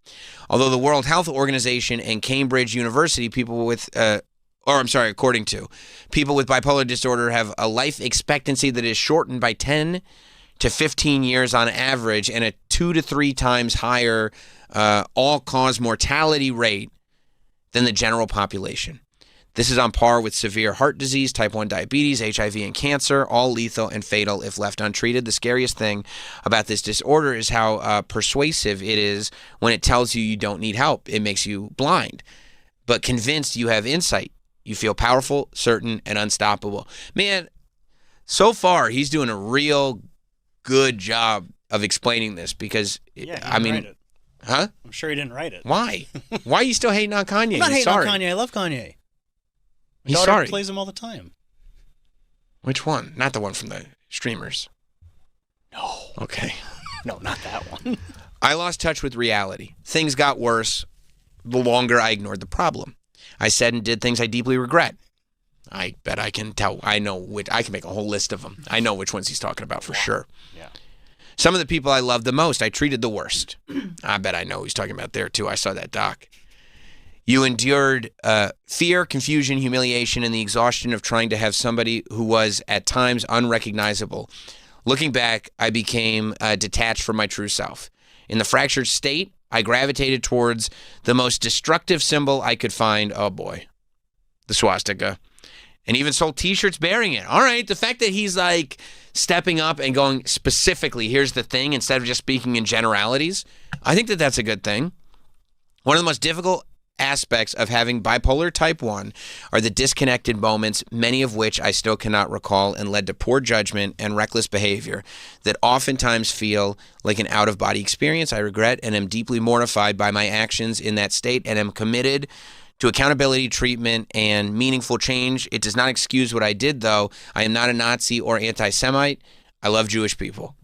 To the black community, which held me down through all the highs and lows and the darkest of times, the black community is unquestionably the foundation of who Kanye is. And he says he's sorry to have let them down. He loves them. In early 2025, he says that he fell into a 4-month-long manic episode of psychotic, paranoid, and impulsive behavior that destroyed his life. As the situation became increasingly unsustainable, there were times that he didn't want to be here anymore. Having bipolar disorder is a notable state of contrast. All right. I found comfort in Reddit forums, of all places. Oh, Mike. Yes. I totally get that. Different people speak of being in manic or depressive episodes of similar nature. I read their stories. This is exactly what you talk about, Danielle. Yep. That there is support there.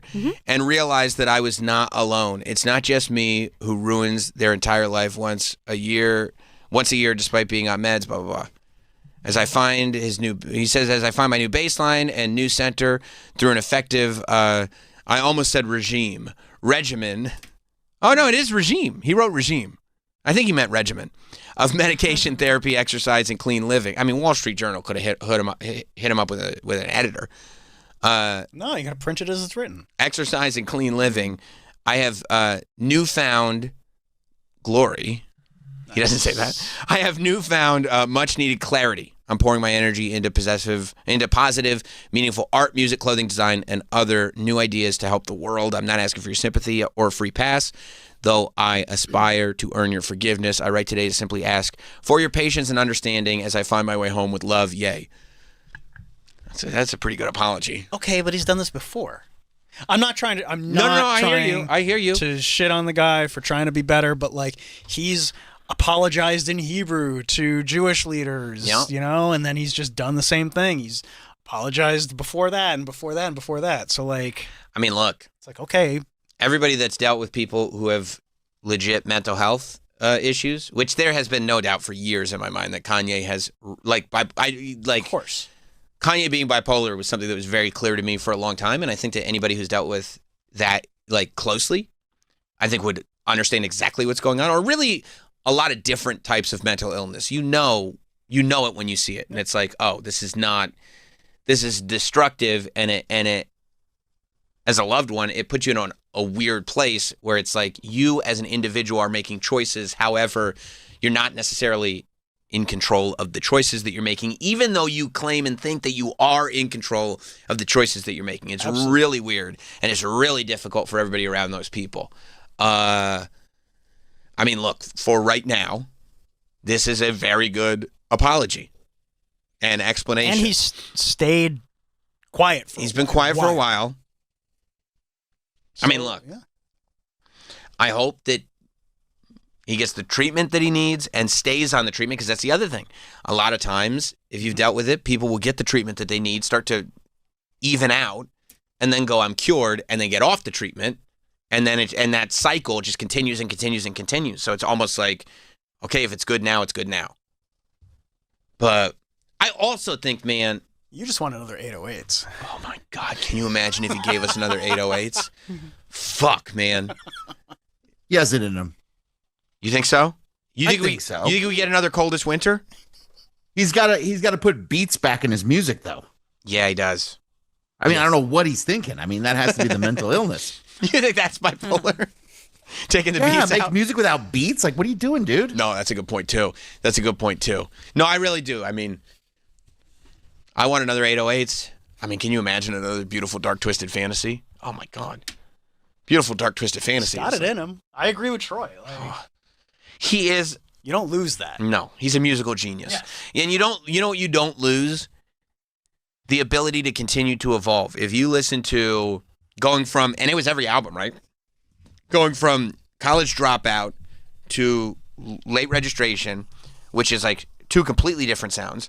You know, the fact he's working with like Fiona Apple's producers and stuff on that album, to Graduation, where now he's getting into the Daft Punk thing, which is a completely different sound. I think 808s was after that, which was like the blueprint for everything Drake ever did, to like, I think Beautiful Dark Twisted Fantasy was after that, which is like, that one's insane. It's almost orchestral. Like, it sounds completely different from anything else that he did before. And then did Pablo come after Beautiful Dark Twisted Fantasy? Yeezus. Yeah. Yeezus. Which is, I mean, when it first came out, I feel like it wasn't appreciated. But in hindsight, Black Skinheads, even that song that James Franco and Seth Rogen parodied, you know, Bound One. Okay. I don't remember. Yeah, that I think that both of those, there are songs on Yeezus that I mean are good, and that history should be better too. Yeah, and then Pablo, and then Ye. I know Ye, some people take it or leave it or whatever, but like for me, I love Ye. I mean, the fact that all of those from 04 to 18, every single one sounds completely different and all sound insane and are great. Like that's what you don't lose. If you have a sound and it's really good, that's great. And maybe you could keep doing that sound, but the fact that he has the ability to change his sound and still continue to be good, oh, yeah, that's what I need. Another 808s and another Beautiful Dark Twisted Fantasy. You're 100% right. I'm married to the music. You're 100. Oh my God! And then Watch the Throne. Watch the Throne between Beautiful. That's what it was. Between Beautiful Dark Twisted Fantasy and Yeezus was Watch the Throne, which is the collaboration album with Jay. And even that one was, insane. And a lot of the songs on those albums are still like, they don't feel dated when you listen to them now. I hope he gets better. Yeah, me too. I hope anybody that's suffering like that gets better. Also with the added benefit. Being a musical genius? We'll get some more genius. Sure. Yeah, that would be great. But yeah, I mean, look, it's good news for today. So we'll see where it goes. All right, we're going to get out of here. Thank you guys for coming in today. You guys... why wouldn't I? It's work. There's a blizzard. I guess. You guys are all goated for... And Troy, you're goated too, by the way. Don't worry about buddy. it. Yeah, you're goated too. Everybody... I would have been there. I think you would have been here. And you had the Elvis statue out and everything. I saw Mr. Toots make a couple of Zoom appearances. So you're still goated. You're still goated Thanks, too. buddy. But everybody in here goated. I wish there was one person who hadn't shown up, because then I still would have said the exact same thing, and they would have known that they're not goated. Yeah, but it's good for AJ to have been here. He helped out. It's great that AJ was here. Yeah. No. I just mean I wish there was one person. Oh, you wish that? Okay. Because then I wish there was a delineation between I wish there was one person, and I don't even care which one. Just one person. Yeah, instead we got an extra goated because AJ was here helping out, and like if AJ hadn't been here, he would have still been goated if he was here at noon. You know what? We probably won't have a board up in studio at noon. That's where we'll make the delineation. The board op is me today. Nice. Whoa. Nice. Well, tell who's ever supposed to be helping you. It's all good. They can sleep in. All right, we're going to get out of here. We'll be back tomorrow as long as the weather permits.